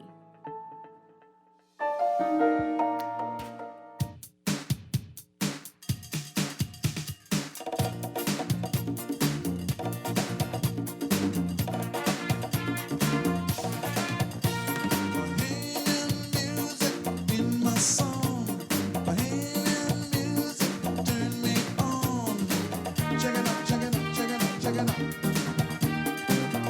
right, we are back here with Morning Blend on Guardian Radio 96.9. So we're having some issues with our guests. We're going to have to reschedule that. So hopefully we'll get that sorted out for you. But find out more about them, the overthehillfoundation.org, to find out more about the organization. Okay, coming up, though, in our 9 o'clock hour, going to be our monthly Consumer Voice segment, and that's with the Consumer Protection Commission, and we've got a lot of consumer issues to talk to them about. People really looking out for to get value for what they're spending the money on, and we know that can be a challenge here. And we're going to get into that. So let's continue with our discussion about what we've been dealing with all morning long. This is about the independence celebrations, what you're pleased about, what you're not pleased about maybe, and what you're hoping to see by the time we get around to July 10th, 2023. Just 364 days away, boy. And that's going to come quick. You know that. So we're talking about that, what you liked, what you didn't like, what you hope to see, and also the big story in the National Guardian today about the government settling with former BPL board members, and calls for this money to be made, to the amounts to be made public. We should know about it. We should know. Why shouldn't we know? What is the issue? All right, so you can call in 323-6232, 325-4316, 325-4259. Tweet us, Facebook us, text us, 422-4796. And there were other headlines. We briefly talked about it earlier, but we can get into those as well. The government saying they're going to address shanty towns in a multidimensional manner. Still not too clear what that means. And the new police commissioner believing that stiffer firearm penalties will deter gun crime. Well, I think people have been saying that for years. Absolutely. Is it going to happen? That's a question. All right. So to your text messages, thought we have a $10 billion national debt. Don't appear so with all these payouts. But hey, man, if you messed up, you got to pay up, right? So this is what the warning from Damian Gomez is all about. Don't mess up like this. These things weren't necessary. These are personal issues instead of real mistakes that were made. Get over the personal issues. There's got to be a better way than to humiliate somebody in public and defame them and imply all kinds of crazy things. That is not cool. And if you think people are going to roll over, especially people coming from the private sector to come to help build a government ministry or agency, roll over and take it? The government has been treating public servants like this because they probably make them feel they have to take whatever they dish out. But you're not going to get that from somebody coming out of private sector. No way. You're not going to ruin me and now I can't work in private sector again because everybody thinks I was doing foolishness with people's money. No. So this is we didn't need to get here, and we need our leaders to be more responsible. Be very careful with the things you say. Everybody needs to learn this lesson. Everybody, especially people on social media, right? Be very careful. Let's take this call. Good morning, caller. You're on the air. Hey, morning, Dwight. How you doing? Doing well. Good morning. Good, man. You done gone. Sell out the Dave now. You done hug up Dave. Sell out? You ain't taking no more calls bad. Since Dave would call it bad. You done sell out or be bad. Oh, not at all. Please don't ever use those words with me. As I said, he came up to me and introduced himself. I wouldn't have known. I could have been standing next to him for the whole night and not know that was Dave. Yeah, Dave is a cool fella, man. He'll get you if he want. He can find a way to get to you. But I see. Okay. What I would like to do, I'd really like to commend the Davis administration on a job well done in terms of independence. We could talk about all the bad things, but hey, yesterday was our birthday. It was our birthday. So I think they did an excellent job, especially after the 2-year hiatus or whatever it was that we had, or 3. And once again, I felt proud to be Bahamian because I was losing hope in the last couple of years. I ain't going to tell you no lie. I would also like to, particularly at this time, commend, not because I'm a Valley, but the Valley boys and girls on a spectacular performance yesterday. They really made me feel proud with that Bahamian music, especially the brass section. And those girls have now etched themselves in the annals of cultural history as the best Showtime girls, especially when it comes to attire. Them girls have spent some money. They impressed me yesterday, Dwight. Yeah, no, I was thinking about that. That was a lot of money. That was a lot of money. Man, Dwight, that and Josie, and it was well put together. The reason being is because they had the hats to shade them from the sun when the sun came out, and then it was kind of dressed as skimpy, but that because it was hot yesterday, Dwight. It was hot. Oh, yeah. Now, one family and them, they come in a little close second and things like that, but it was really, really, really nice, Dwight. And thank you very much, Dwight, for taking my call. One family was there? I didn't see any. Okay. Oh, yeah, sure. That's how. This just seemed like the Valley was the only ones there. But okay. Yeah. The Valley boys really overshadowed everything because I had some people from one family call me and they tell me the Valley boys was breathtaking yesterday. So, my man, y'all don't talk about them out there in Jungle the World, man. But the Valley really did it yesterday. But Dwight, thanks for taking my call, and let's enjoy our 50th because it starts today, you know. Yeah, absolutely. Our 50th starts today, so we're in the 50th year. You better believe it. Thank you very much. Appreciate it. Okay, all right. Some more messages here. Dwight, FYI, Guardian Talk Radio is also on TuneIn. That's how I listen to you in Grand Bahama. I know that. We just don't promote TuneIn because we have our own app, which you all should download. You can even see us in the app most times. Tune in. And all of the cable companies here have apps as well, and you can listen to us on theirs, Flow2Go and RevGo. And but the Guardian Radio app is pretty fantastic. So if you can, please download the Guardian Radio app. And we appreciate you listening to us in that way on Grand Bahama. We know a lot of people do. People tell us all the time, and throughout the islands like that, if you can't get us on TV. But thank you so much, folks. Thank you. This person says here, the heat index had to have been at least 190 yesterday. It could have been 200. That was crazy. That was crazy yesterday. And I hope to God we don't see it. Anyway, it sounds like it's going to be like that all week. So brace yourselves. This person says here, every morning one of those callers is expressing that the country's not independent. I think they're trying to say thesis or lies. I don't know. These lies are creating a narrative that he cannot justify. We must inspire children to be patriotic, otherwise they'll be trapped in these lies. Well, I mean, you get what he's saying, though, right? That we still have to answer to so many other forces outside the country. And once you're still a member, once the Queen is still the head of state, it just doesn't seem like you're all that independent. I think that's what he's saying there, and we're seeing countries around us reevaluate all of this as well. And maybe this is a discussion we need to be having as we move towards the 50th, right? Is it time to become a republic? Is it time to have a Bahamian head of state? And not just that, not just what Barbados and Trinidad did, but the type of republic we should be. Are we having the discussion at least?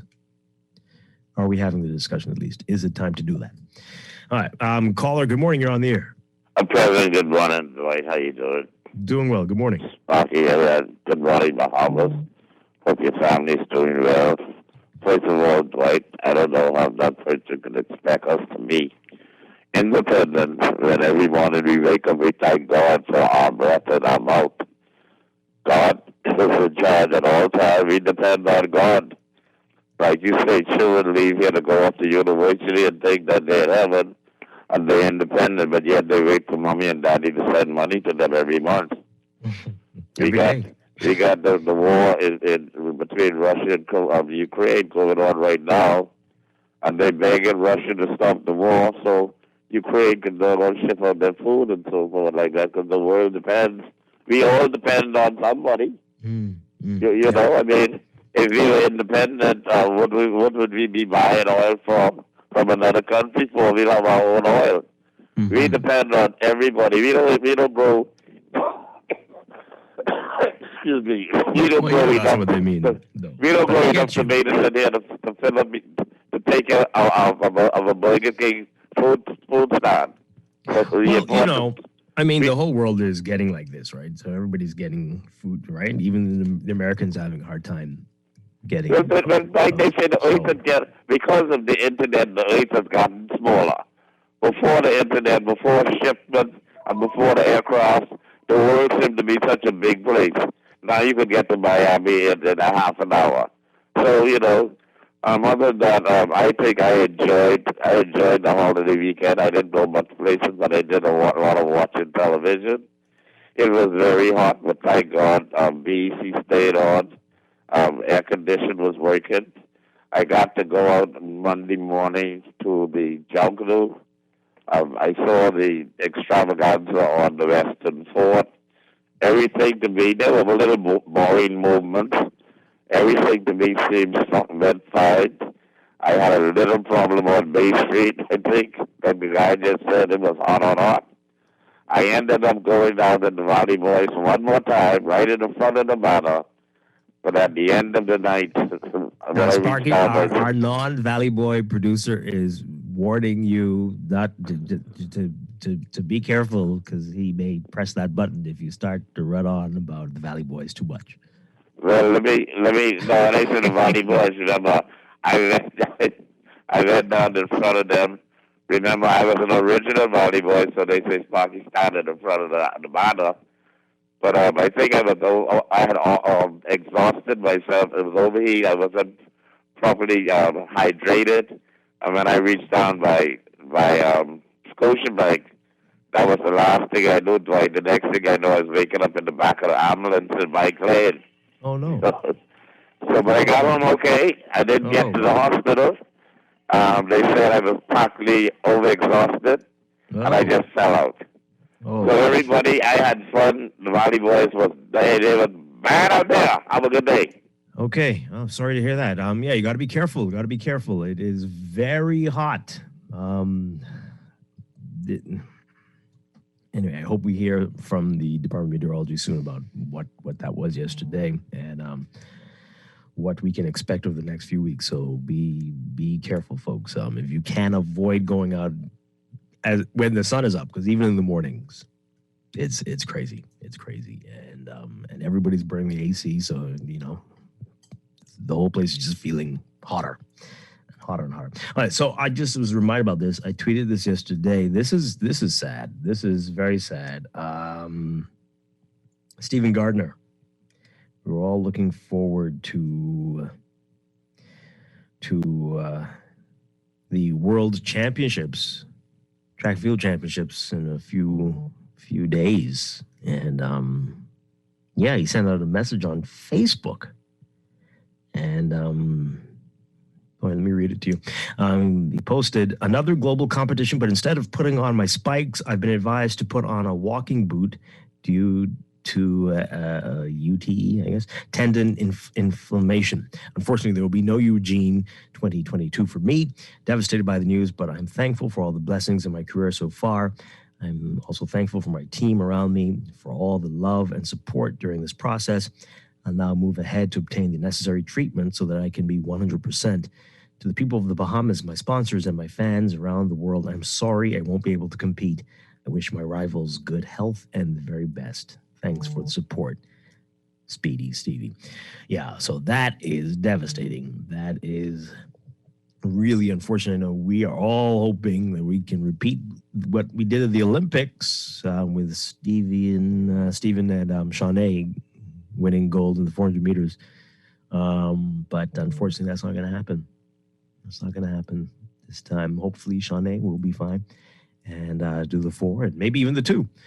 But really, really, really sad news there for Stephen Gardner.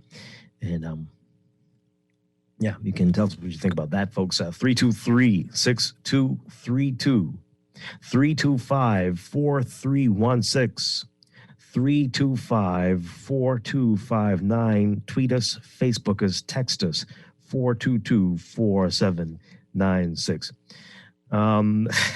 Okay, this started to Junkanoo debate today.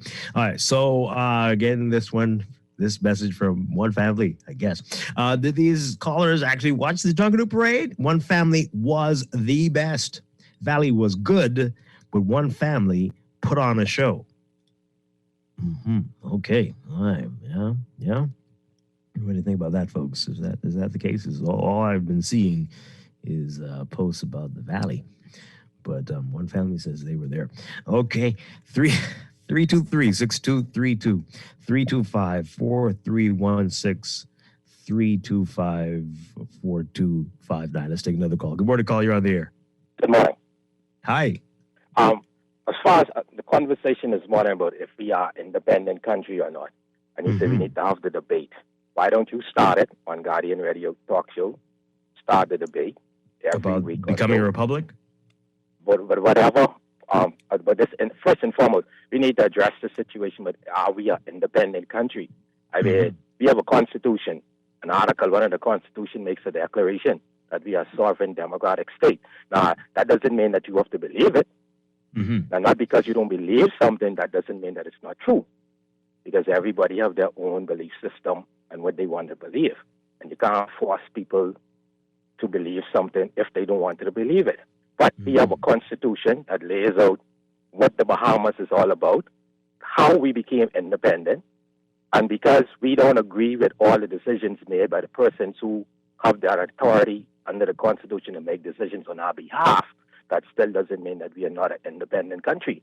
And because we rely on other countries, see, God was smart. God didn't place every smart person in one country. Okay? He didn't place every things that humans are going to need in one country. That is why the United States still depends on other countries for certain things. The Europeans still depend on other countries for certain things. Every country is interdependent, basically, on one another. Yeah. This climate change situation, right? Everybody now depending on one another to try address this climate change situation. So yeah, but that's not what the callers mean when they say that. I mean, but they have to be more, because it confuses. Like somebody text, it confuses the children. Yeah. You see, we have to be careful with saying certain things and the way how we say it. There's nothing wrong with having a discussion. But if you have a disagreement with something, don't negate the fact that we are an independent country, okay? Because July 10th, 1973, we got something called a constitution. And the first article makes it very clear. We are recognized by almost 200 other countries as an independent state around the world. And because you depend on getting food or whatever it is. Well, but they don't mean that part. And I think everyone recognizes that we are all in this together as humans. And as far as the Queen does not control what happens in the Bahamas. Yeah. People have to realize, first we need to teach our Constitution and learn about our Constitution. The Queen doesn't control what happens in the Bahamas. When the government send a list to the Queen for her to give honors, she don't turn down nobody. Because that ain't a rule to turn down nobody. The government of the Bahamas sends a list. This is who we want to be recognized on your birthday list or your New Year's list. And the Queen don't say, look, Dwight Strachan, I want Dwight get my Queen recognition. She don't do that. So we need to learn how our country is supposed to work. And we might want it to work a certain way, and we need to have a discussion on that, on the way forward. But even if we become a republic, there ain't much could change on us still doing certain things. That is true. Only difference is going to be we have somebody or some persons who are going to be the top person who will be a Bahamian outside of the Queen. And we could change that right now if we want to. The Constitution allows us to do that also.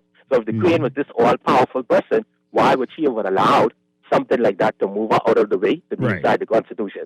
I think I can't speak for everyone. I think when people say this, though, that for them psychologically means something, and Yeah, I know. feels I like understand they're that point. not. But like I say, And so, we gotta yeah, stop you're right. We confusing do the need to children. address it. You see, we gotta tell this. We gotta speak what really is and how, and then what we want to see. But don't say we are not an independent country because the Queen is the head of state. We are independent. You go to the United Nations, our flag flying right there amongst all other nations of the world who are part of the United Nations. Very true. And as far as independence celebration is concerned, somebody sent in a text earlier saying why people saying that it was the best because their family took part or their children took part. Now I could reverse that. You mightn't think it's the best because you didn't take part in it, and none of your children or family took part in it. Everybody have a different taste. Those who think it was the best, I congratulate them. Those who think it wasn't the best, I respect their opinion because you can't please everybody. But the good thing about it is there are a lot of people who was out on the fort and who watched it on television and they enjoyed it. Very true. Very true. And so I just want to wish us all the best going forward as we head into 50. And we need to just continue to start loving each other more so that we could stop all of this violence, nonsensical violence of chopping up and starving up people over foolishness. That's my greatest prayer for our nation. Absolutely. Thank you so much. Thank you. We appreciate your contributions always. And hopefully we'll be hearing more from you over the next year as we move toward 50.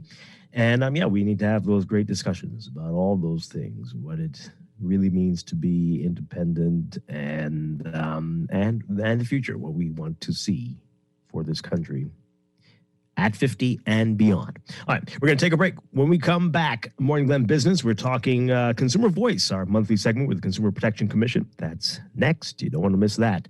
A lot going on that you need to be aware of. That's coming up. Stay with us.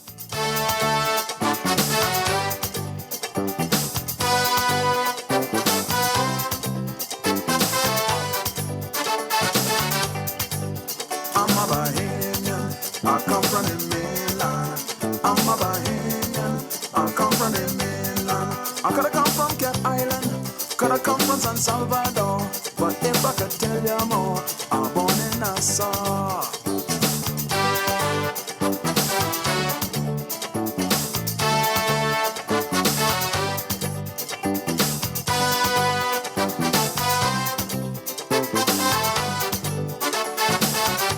This is Guardian Radio, 96.9 FM, Nassau, Bahamas.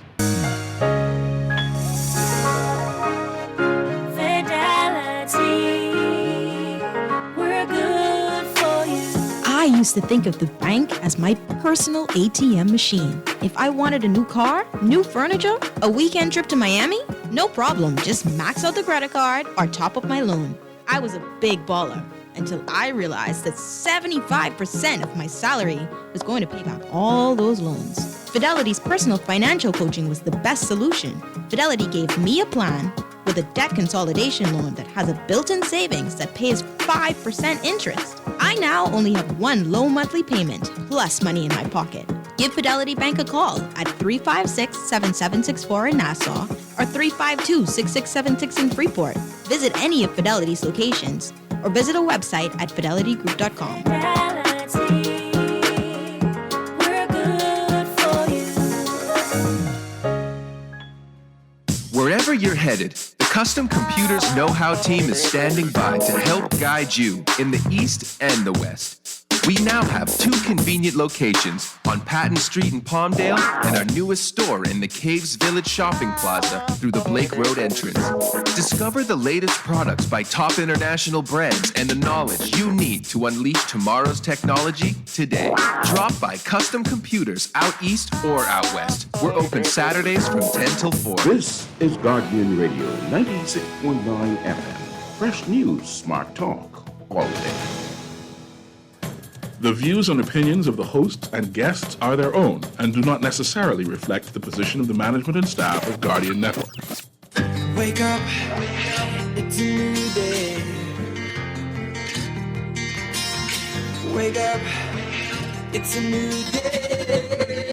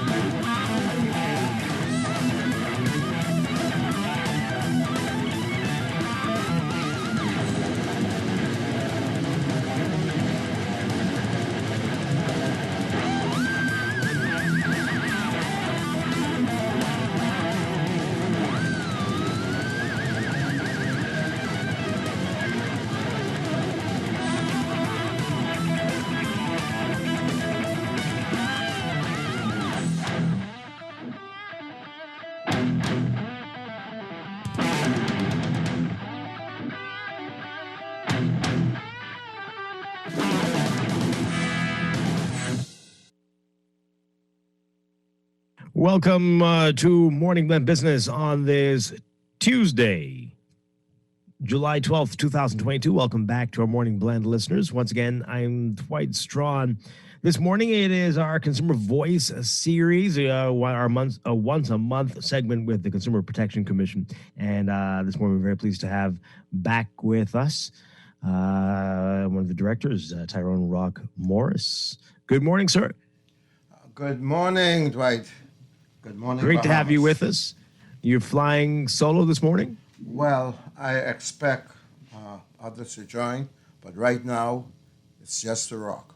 Okay, so let's talk about it. I know you've got a lot going on. We had a great discussion last month about banks and what's happening there, and you're working hard to get them to address the challenges with their fees. And tell us what's happened since then, since you were last on the show. Yes, thank you, Dwight. Now, it is important for the consumers, the general public, to be aware of what it is that can be done at the stage at which anything can be done.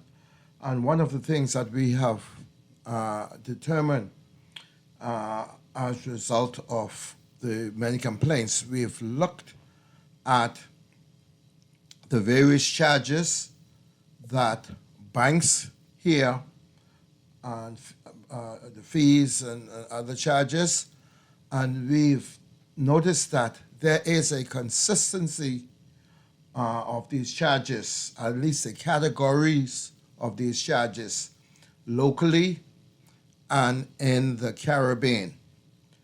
The Canadian market seems to be slightly less, but as related to various categories, and you have probably about 10 different areas, and different jurisdiction, they apply certain other charges as relate to their areas. But there is a consistency of these charges, and so it is important for the Bahamians to be aware of the history or the conditions under which these charges came about. And that is going to be time consuming to be able to really get that information for you. However, we have started and we are working with the central bank. And as indicated in our last appearance here, Dwight, we are going to continue to work on getting the necessary information so that all and sundry will know what the expectations are. We must be mindful that some of those charges may or may not be the responsibility of our banks here, because once we use cards, whether it's credit cards or we use debit cards, and we are not using our host bank, there are some other charges that apply that those other banks charge as well, and so it is not as straightforward. But we intend to get all of that information for the Bahamian public, and we will share, because at the end of the day, we believe that no banks, no utilities ought to be able to just introduce charges as they see fit without any input from the general public or any kind of control. Because what we see today is that if a bank feels as though they want to move a charge from $1.50 to $1.75 or $2, there is no prescribed method for that to happen. And we recognize that banks and other financial institutions may need these charges in place to help them run their organization. But it can't be where today you decide that I wish to go up on a particular item, that I do it without any consultation or without any control, or and so that is our major concern as it relates to banks. They just have unfettered right to apply charges, and we would wish to be able to address it properly and share with the Bahamian public. Right. I know you hadn't met with the Clearing Banks Association as yet. Is that meeting still set? Yes. We tried, and Mr. Brathwaite, he had to leave the island, and he has promised us that once he gets back, we will be meeting with them, particularly to address the complaints as relate to certain bills, like the $20 bills, not being able to be accessed at some of our ATMs. And so that meeting is to come about hopefully shortly, within another week or so. So certainly when we come back, God's willing, next month, we will be able to say where we are with it. But Dwight, it's going to be ongoing. This is a monthly show. And so we are going to be monthly updating the consumers on where we are on any questions or concerns that they would put forward to us. And so it will be an ongoing affair. Yeah. All right. Listeners, if you have any questions, you can text us 422-4796 or tweet us at morningblend969 or facebook.com/morningblend969. You can even call in 323-6232, 325-4316, 325-4259. Tweet us, Facebook us, text us 422-4796. You know, this is a hot issue, Rockmore's banks in the country. All right, we've got a call coming in, and I do want to talk about some other issues as well, consumer issues. I saw a very disturbing video someone just sent to me during the commercial break of a tourist recording an interaction with a taxi driver, and who is charging some, outrageous, quoting some outrageous figures for work. But anyway, we'll get to that in a second. Let's take this call. Good morning, caller. You're on Morning Blend Business. Hey, Dwight. Hi, good morning. Good morning.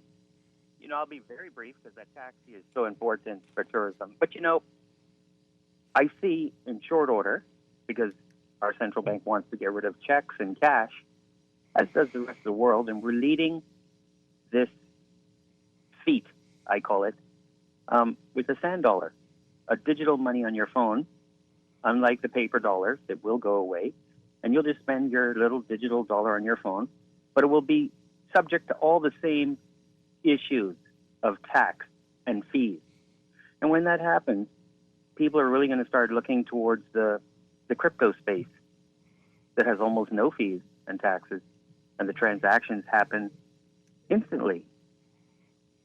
But that's a story for another day. We've been talking about it from 16 with Lester Cox on Guardian, and I think people are now starting to see Canada could never do to its people what it does to us here, have us standing out in the sun, snow, and rain, waiting to get into a bank, be charged all kinds of fees that they can never get away with at home. And you know what's the fun part? I'll wrap up. Every dollar they charge you in fees when you punch that card in the machine and they send that dollar back to Canada is worth $1.30 in Canada. Our money weighs more than theirs. They should be giving you Dwight tea and crumpets to come into that bank because they're getting a return on their money of 30%. That's wicked. Y'all have a great day. And don't worry about the hot sun. Just toe the line. Thank you very much. Graham is raising an interesting point. We know why that happened, the pandemic, but, things have changed. You can be in a hotel without a mask on. Should we yeah, they're still standing outside the bank. For some people are saying sometimes hours. Is there something the Consumer Protection Commission can do about that? Well, what is that all about? Why are we not back? Although, again, most of these people, anyway. Whether we question whether you have to be on the line or not, but people are still doing that and are made to stand outside in the sun and rain. Why hasn't this stopped? Are you referring to me, Dwight? Yeah, I mean, what can you do anything about that? Can the commission address this? Talk to the banks about why this hasn't changed now that almost everything else is back to normal? Well, Dwight, dialogue is really the key to a lot that we may be facing. And as simple as that, if you wish to call it a simple situation, but the comfort of your customers, your client is important.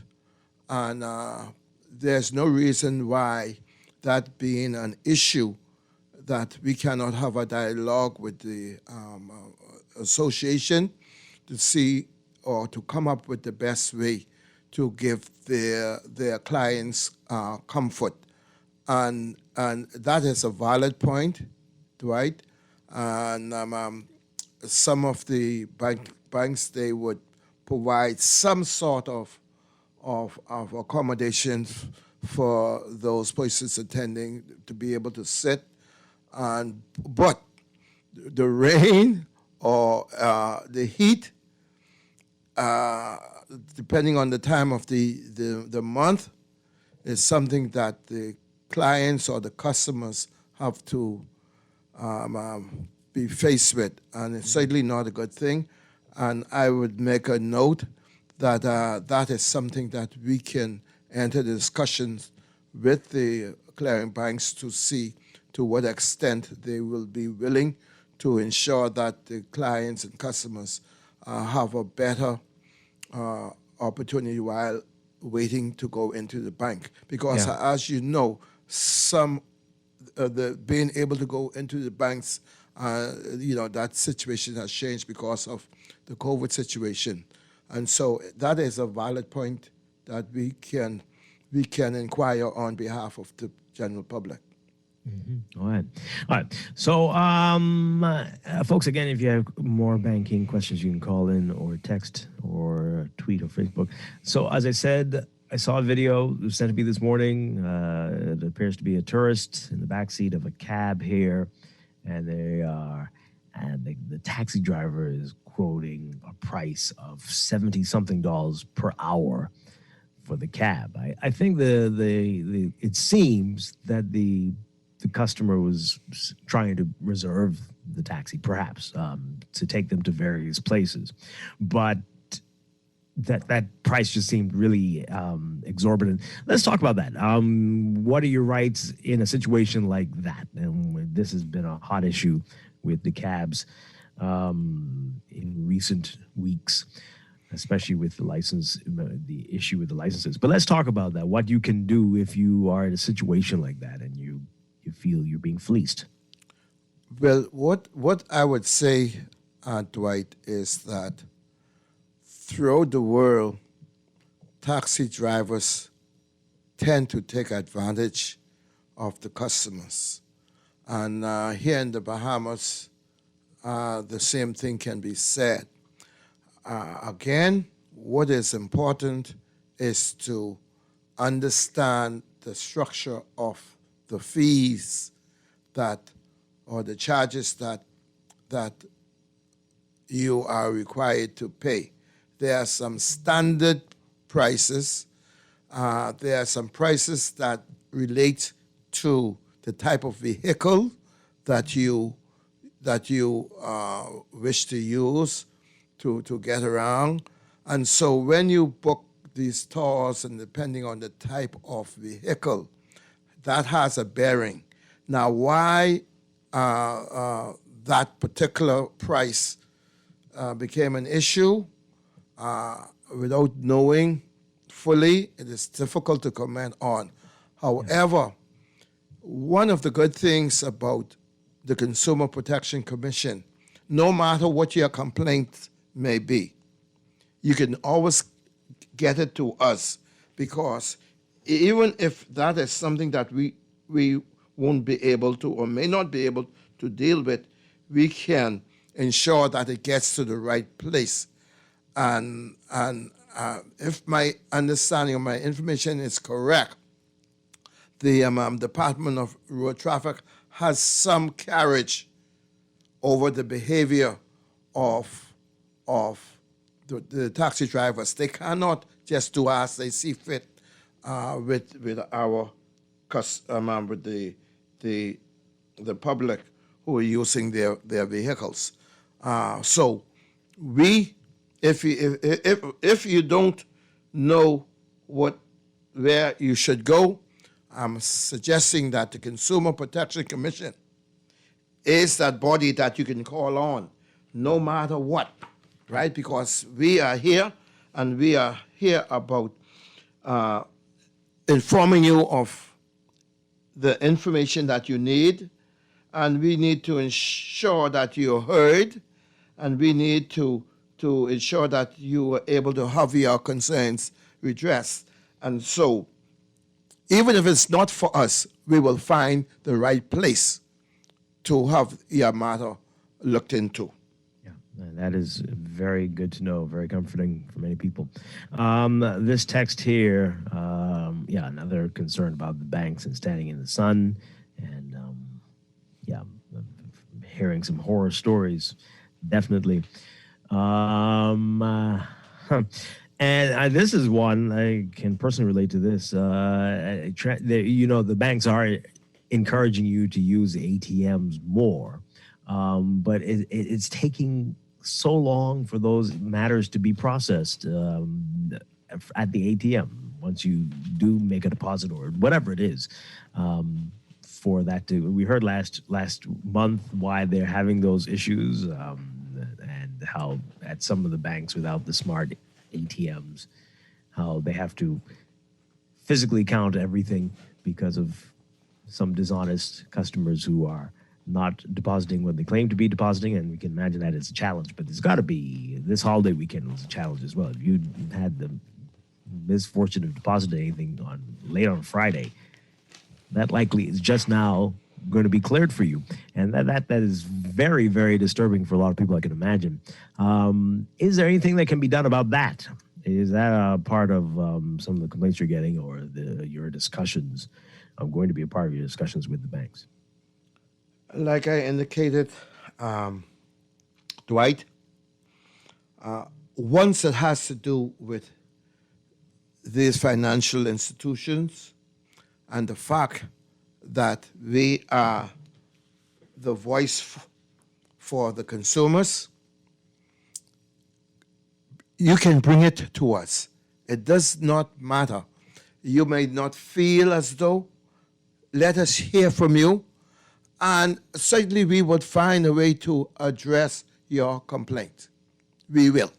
And so it is important that the Bahamian public begin to recognize that they do have a body, an agency that can help them address their concerns with a view at the end of the day to bring resolutions, because that is what we're about, bringing resolutions on behalf of the consumer. It does not matter. Let us hear from you. Mm-hmm. Yeah. All right.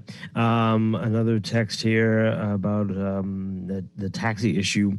I think the taxi cab issue is one of greed and ignorance. Yes, gas prices have gone up, but there's an easy way to estimate the cost associated with what has, I guess, been used over driving time. Look at the meter or mileage. Again, we don't have a meter system here at the moment any longer. But anyway, $70 per hour. That's what the person was claiming in the video. Then there's also wear and tear fee. Then a fee for the driver's time. It should not equate to $70, though. You realize that's the equivalent of the rate of someone earning $145,000 per year. Yeah, that really was outrageous. very, very outrageous. But boy, I tell you. Okay, let's take this call. Good morning, call. You're on the air. Yes, good morning. Hi. And good morning to your guest. Good morning. Well, what happened, I know you guys are talking about the taxi and all of those kinds of things, but what I wanted to find out, I had a problem with my neighbor next door that lists his property, and I just found out from one of your show, I was trying to call to find out who can I speak with. He lists his property, and all of his water is coming in my yard. And there's nobody. I went to every place, and they keep saying, oh, you got to go here and you got to go there.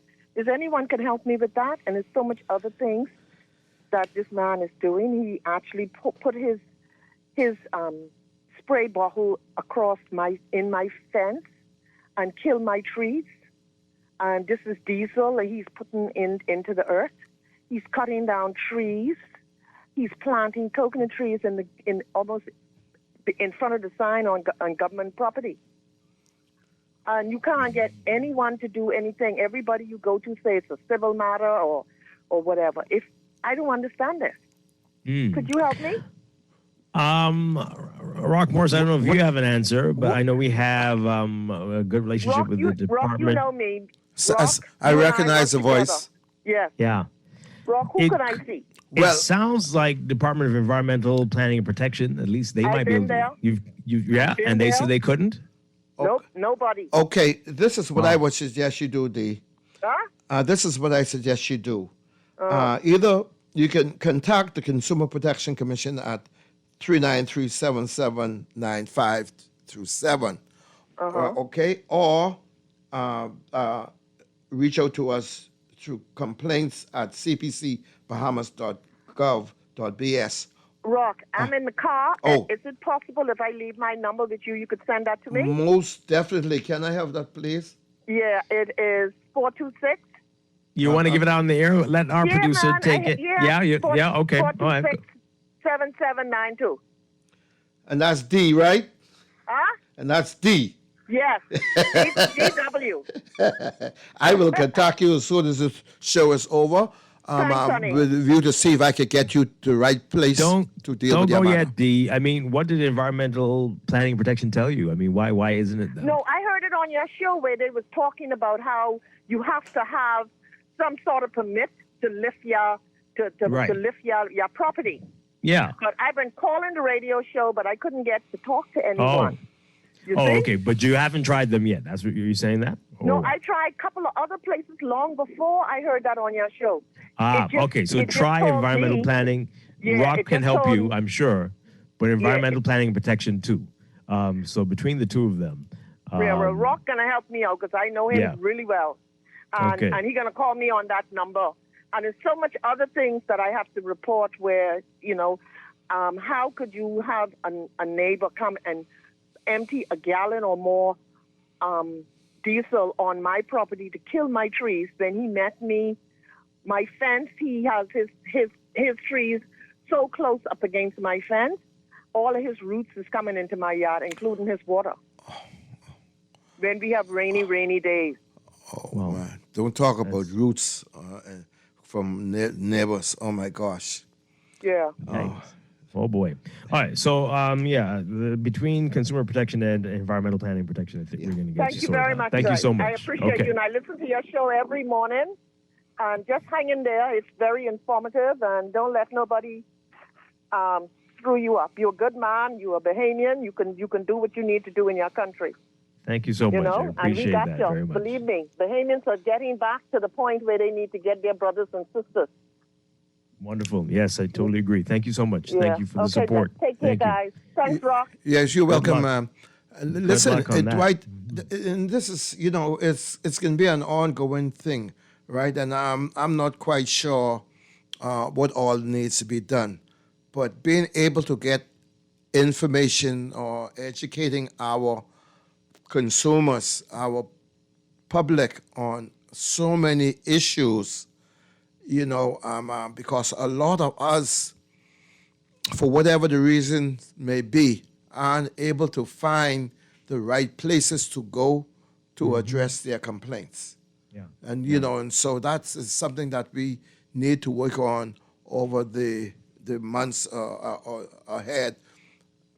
So that is valid. We need to be able to educate our consumers adequately to address these myriad of complaints. that Can come their you way. do anything about when you call a place, especially a government agency, so that the people who answer can tell you? They don't seem to know anything either, and that can be very frustrating. So they can know, well, that's not us. You should do this. Go to this, and as opposed to I don't know who that is. Bye. Yes. What can be done about that?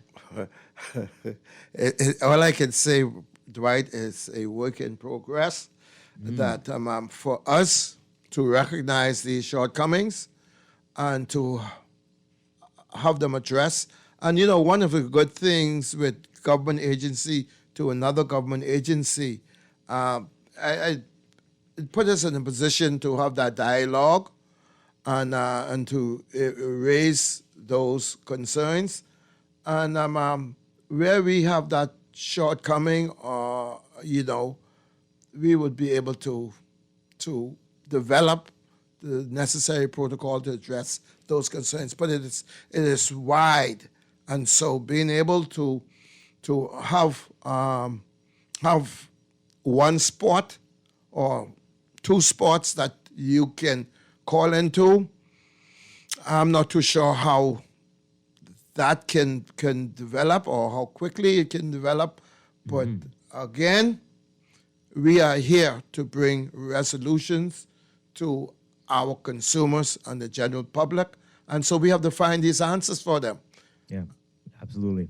All right, again, a message that the Department of Environmental Planning and Protection has an app, and so maybe that can be, you can put in your complaints there and see what happens. We've got another call. Good morning, caller. You're on the air. Good morning, Brother Strachan. Good morning to Brother Morris. Good morning. Great conversation this morning. I want to congratulate Brother Morris and his team for at least coming to the public now and making us aware of some of the avenues available for consumers to address some of these atrocities that's going on in our country. I wonder if he would speak to the Price Control Commission and the lack thereof their presence and what's going on there. Because when you go into the food store, for example, just yesterday, I went into a food store in the West, and I paid almost $10 for a half a gallon of milk. It was $9.98. And why is the disparity between the various food stores? I mean, you go into some food stores. Which one was it, Freddie? A half or a full gallon? Excuse me? Was it a half or a full gallon? Well, what they say, this looks like I can tell you exact size. I have it right in my fridge. It looks to me, that's not a full gallon. That's like a half a gallon of milk. Wow. I don't know the gallon size. I mean, but anyway, whatever the size, the price on it is $9.98. 64 full ounces. That's what it is. Is that a gallon? Okay. 64 ounces is not a gallon as far as I know. Hey, Rock? The bottom line is the prices are ridiculous.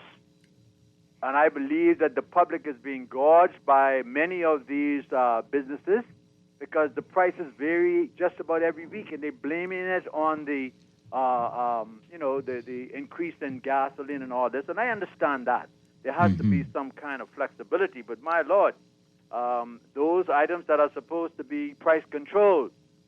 And then, of course, the other major concern, and particularly in the food stores, you go into some of these foods, and the foods are really not fit, particularly in the produce section, to be on the shelves. They're rotting, literally rotting on the shelves. And then the other point is that the post-dated, outdated products like milk and other produce, and they're putting them at half price to get them out of the store because they're past the date.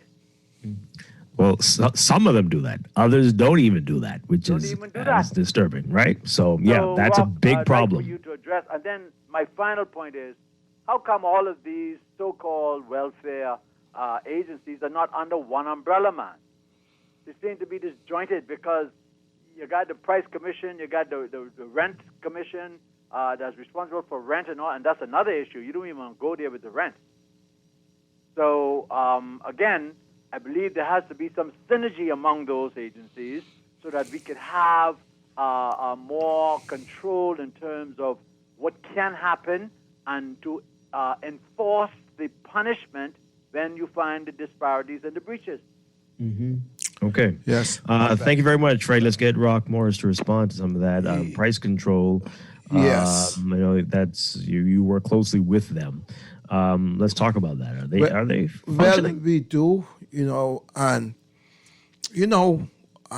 one of the difficulties that I see, or one that we encounter, is with these politicians, right? The politicians, they all come in with their view of doing things or which agency ought to be together. In recent times, there was a move to bring the three major welfare agencies together: BPSQ, the price control, and so forth, under one umbrella. Unfortunately, that has not happened. And let me say this, and I'm not putting the blame per se on government, but the fact of the matter is that it seems to me that depending on who the minister is, that minister's priority changes. Right now, to my knowledge, there is not a full price control body in operation. Of course, they still have their inspectors, some 20 plus that I understand. Mm-hmm. But they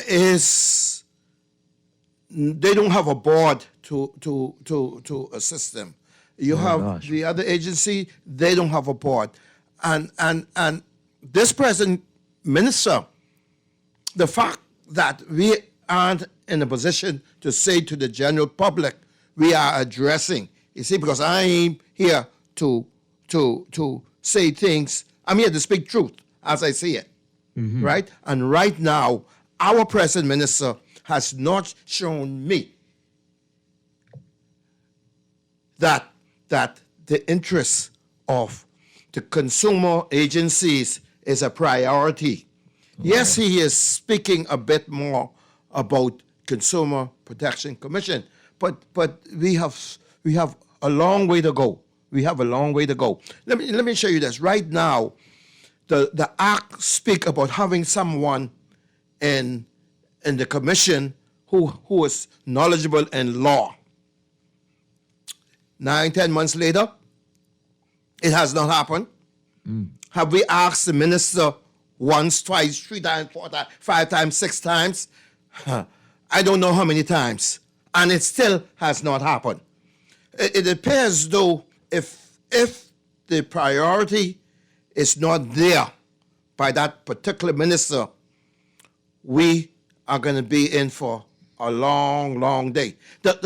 From 2018, draft legislation to amend the CPC Act and to implement regulations have been prepared from 2018, and none of the governments, none, had the wherewithal to ensure that the Bahamian public consumers are in a better position to deal with the various complaints that may come their way.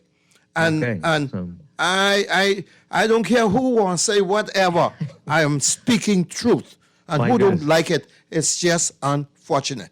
I think a lot won't like it. But very bold statements, Rock Morris. Okay. Wow. Freddie brings up some interesting points. Caller, we'll get to in a second. Do you think, I mean, I don't know, do you think people are using the pandemic and the shortages and inflation as an excuse to raise prices? Do you think, and they actually don't need to in some cases? Are we likely seeing that here? Are people taking advantage of this situation? Well, I'm sure to some extent. However, to what extent, I really can't speak to. But I'm sure, well, I can't say I'm sure, but I sincerely believe that to some extent that is happening. But we need to be in a better position to help our consumers. And right now, the disjointed situation that exists with the welfare agencies certainly is not helping the consumers. All right, let's take this call quickly, and then we've got to take a break. Good morning, caller. You're on the air. Morning, Dwight. Good morning, Brother Rock. How you doing? Excellent. Hi, good morning. It is timely, Rock, that you are on this morning. You know, Freddie mentioned a lot of the things that I wanted to say as well. But, you know, just last week, I went to a particular store, a wholesale store, right? Now, how can one store buy a gallon of milk from a wholesaler at $12 and then sell it for $20, 1 gallon? And when you go to Super Value price is actually $5 cheaper than that actually product. How can it be? You know, that is too much of a variance as far as one price to another. And you know, Rock, you always speak truth to power. And just because you listen to you, how that the minister or whoever in charge of consumer affairs, they don't pay attention. Anybody is putting any price on anything. There's actually no price control over here. You know, Freddie spoke about the produce. You know, listen, I live and work and study in London. Right, every store have a sign say fresh produce. Right, after 3 days old, that product obviously not fresh no more, so they actually should be reduced. You know, you'll find that the mushroom have blemish, the carrots have mold, you know, and they still actually have them at the same price. Everything, once they become out of more than 3 days old, they should be reduced. You know, they're taking advantage of the average consumers over here. And my biggest pet peeve is there is no regulation on the price you paid for fish or seafood. You know, you go to the dock, right? One person you come in, you know, they give you 3 fish for $20.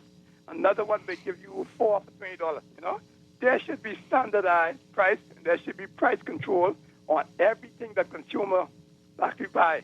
In the Bahamas, you know, the average man cannot afford a meal of certain seafood that you actually caught now. What that shouldn't be. There should be a consistent price, and consumer need to be treated better when it comes to actually purchasing, because they're taking advantage of us. You know, there needs to be an aggressive check-in on consumer prices in these food stores. Thank you. Rock, I need your number again because I need to call you and give you information on this. 477. That's outrageous. That's 477. 477-1902. Sir, give me again, please. 477-1902. Thank you, buddy. Have a good day. All right, sir. Okay, thank you very much. Appreciate it, Jeff.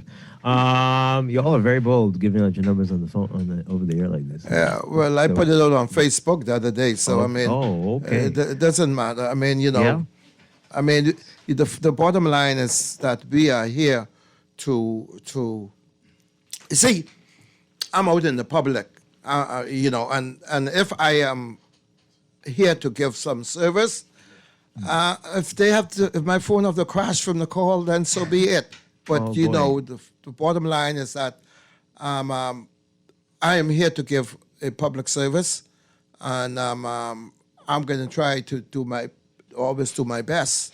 And you know how good it would be if we, as a welfare agency, that the consumers can direct their calls or complaints one place and have it filtered to where it needs to go. Absolutely, yeah. Then I think that would put the consumers in a much better position. And right now, that is not the case. Yeah. Have to agree with you on that one. All right, let's take a break. We are talking with Tyrone Rock Morris. He's one of the directors of the Consumer Protection Commission. And it's our monthly segment, Consumer Voice, here on Morning Glen Business. We're going to be back after these messages. Stay with us. We're gonna have a good time tonight. We come to celebrate. Don't hesitate. Don't jump on my vision. I need my medication. We're having a party, a bohemian party.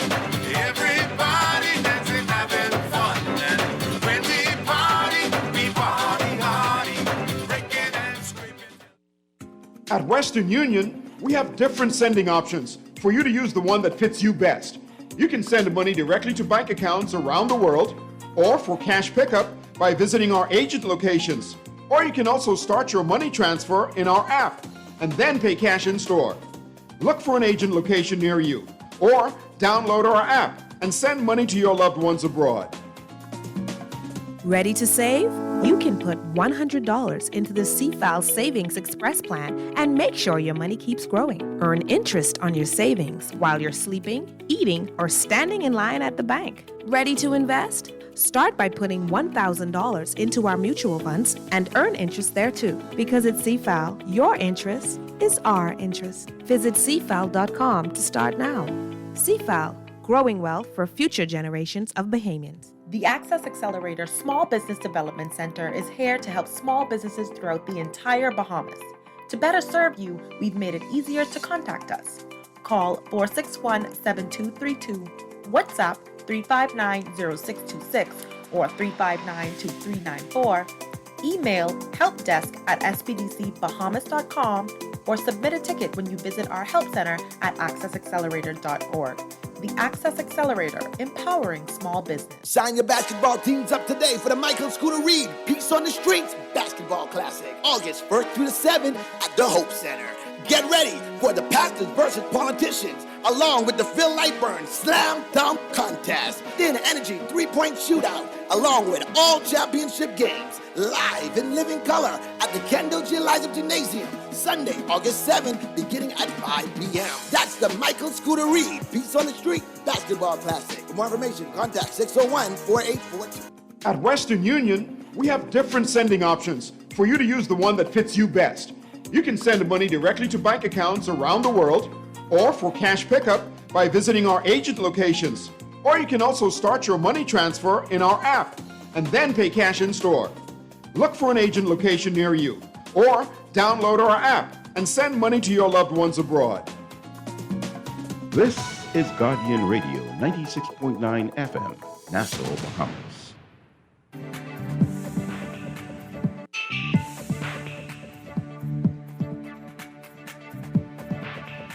It is time for your morning business report, brought to you by CFAL. The government should assess increasing tariffs on highly energy-consuming goods and exempting taxes on electric vehicles in an effort to reduce the high mineral fuel imports bill that's going to the draft National Trade Policy and its recommendations. Mineral fuels account for the country's highest imports, with values having increased by more than $300 million annually over a 3-year period. According to the draft policy paper, the Bahamas' current energy mix is still largely based on mineral fuels, all of which must be imported. It said, in addition, inefficient housing standards and fuel of inefficient vehicles further add to the mineral fuels import bill. It says that not least as a result of increasing world oil prices in recent years, the value of mineral fuel imports increased from $404 million in 2016 to $772 million in 2019. And its share in total imports from 14% to 23% of the same period. Mineral fuels are the largest import product by far. You can read more on that in today's Guardian Business section. And cryptocurrency companies are flocking to the Bahamas, according to OKX Bahamas' Chief Executive Officer, Dr. Jillian Bethel. She told Guardian Business that the offices at the crypto co-working space she co-founded, Crypto Isle, are fully booked with such firms, though crypto markets have been falling over the past several months. Bethel says this is simply one of those natural market movements. She says market crashes trim the fat and build the industry stronger. According to Bethel, crypto companies want to be regulated, and she said many are choosing to flock to the Bahamas and Dubai, with the Bahamas being attractive as with its Digital Assets and Registered Exchanges Act, which was one of the first regulatory regimes in the world to create laws for the space. You can read more on that in today's Guardian Business section as well. Overseas, London's Heathrow Airport is capping daily passenger numbers for the summer and telling airlines to stop selling tickets as it steps up efforts to quell travel chaos caused by soaring travel demand and staff shortages. Britain's busiest airport, saying today that it's setting a limit of 100,000 passengers that it can handle each day through September 11th. The restriction is likely to result in more canceled flights, even after airlines already slashed thousands of flights from their summer schedules. UK aviation authorities demanded that airlines ensure that they can operate without disruption over the summer, with carriers not punished for not using their valuable takeoff and landing slots. Even with that allowance, Heathrow, which had been warned a day earlier that it may ask airlines to cut flights even further, Heathrow is saying that it still expects more passengers than airport ground staff can handle. In your Market Watch, recapping trading on the BISX from before the holiday Friday, Consolidated Water, your market mover, well, not moving much, unchanged at 284, and Emira Incorporated, unchanged at 1134.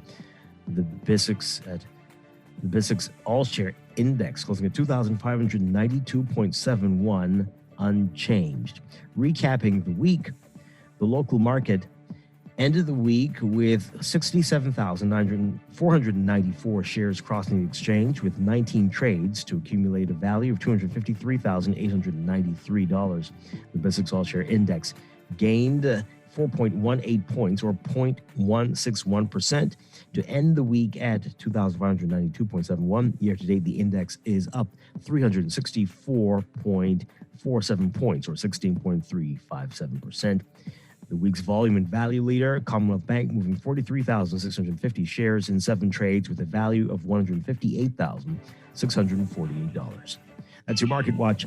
And that is your morning business report, brought to you by CFAL, growing wealth for future generations.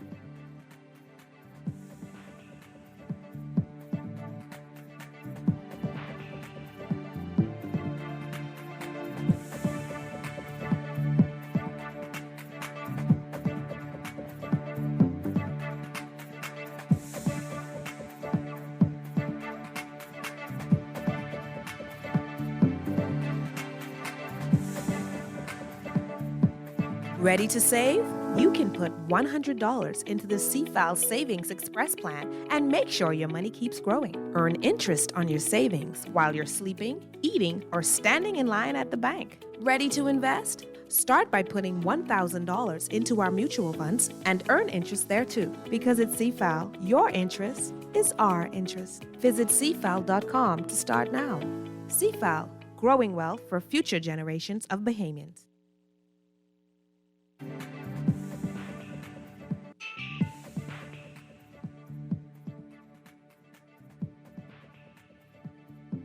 All right, we are back here with Morning Blend Business on Guardian Radio 96.9, and it's our Consumer Voice segment here on the show. We're wrapping up with Tyrone Rock Morris.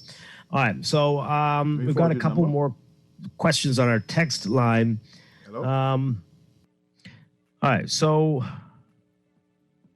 this person says here, I went to a particular food store in the South. I picked up a few apples, and so many of them were spoiled. I wonder why the produce section doesn't check these things. Well, yeah, we have an issue. We have an issue here. Another one. Okay, well, this is, we mentioned the taxi driver. This person says, well, is it fair that clubs and bars charge women less than men to get into their establishments? I like that. Well, we are consumer protection, so once you're spending your money to any establishment, any place you visit, you have to make a purchase or pay the entry or whatever, you are a consumer. Yeah. All right. So, is there anything that can be done about that? Is it fair? Is it, we're all striving for equality? That. I think it is the wherever the establishment is, their policy, what they implemented for how they attract their patrons to visit their places. So if they are not breaching other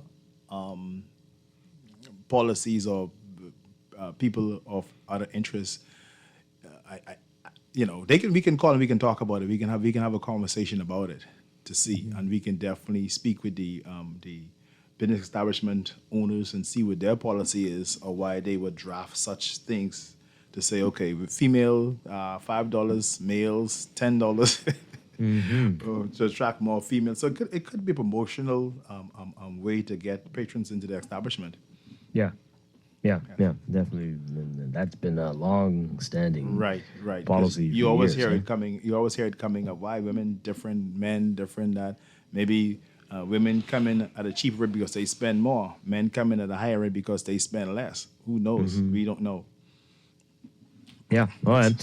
This one here, I don't know if this is something that comes before you all, but they are asking, is there a specific reason we have no U.S. banks here, since we are aware that the Canadians are shaking us down for literally every penny, but we discussed this last month, that it's not just the Canadian banks with the fees that have people questioning, and so it's unfair to say that, but all the banks have questionable fees, yes. Anyway, but they go on to say, it seems like we have a free market in just about every sector except that one.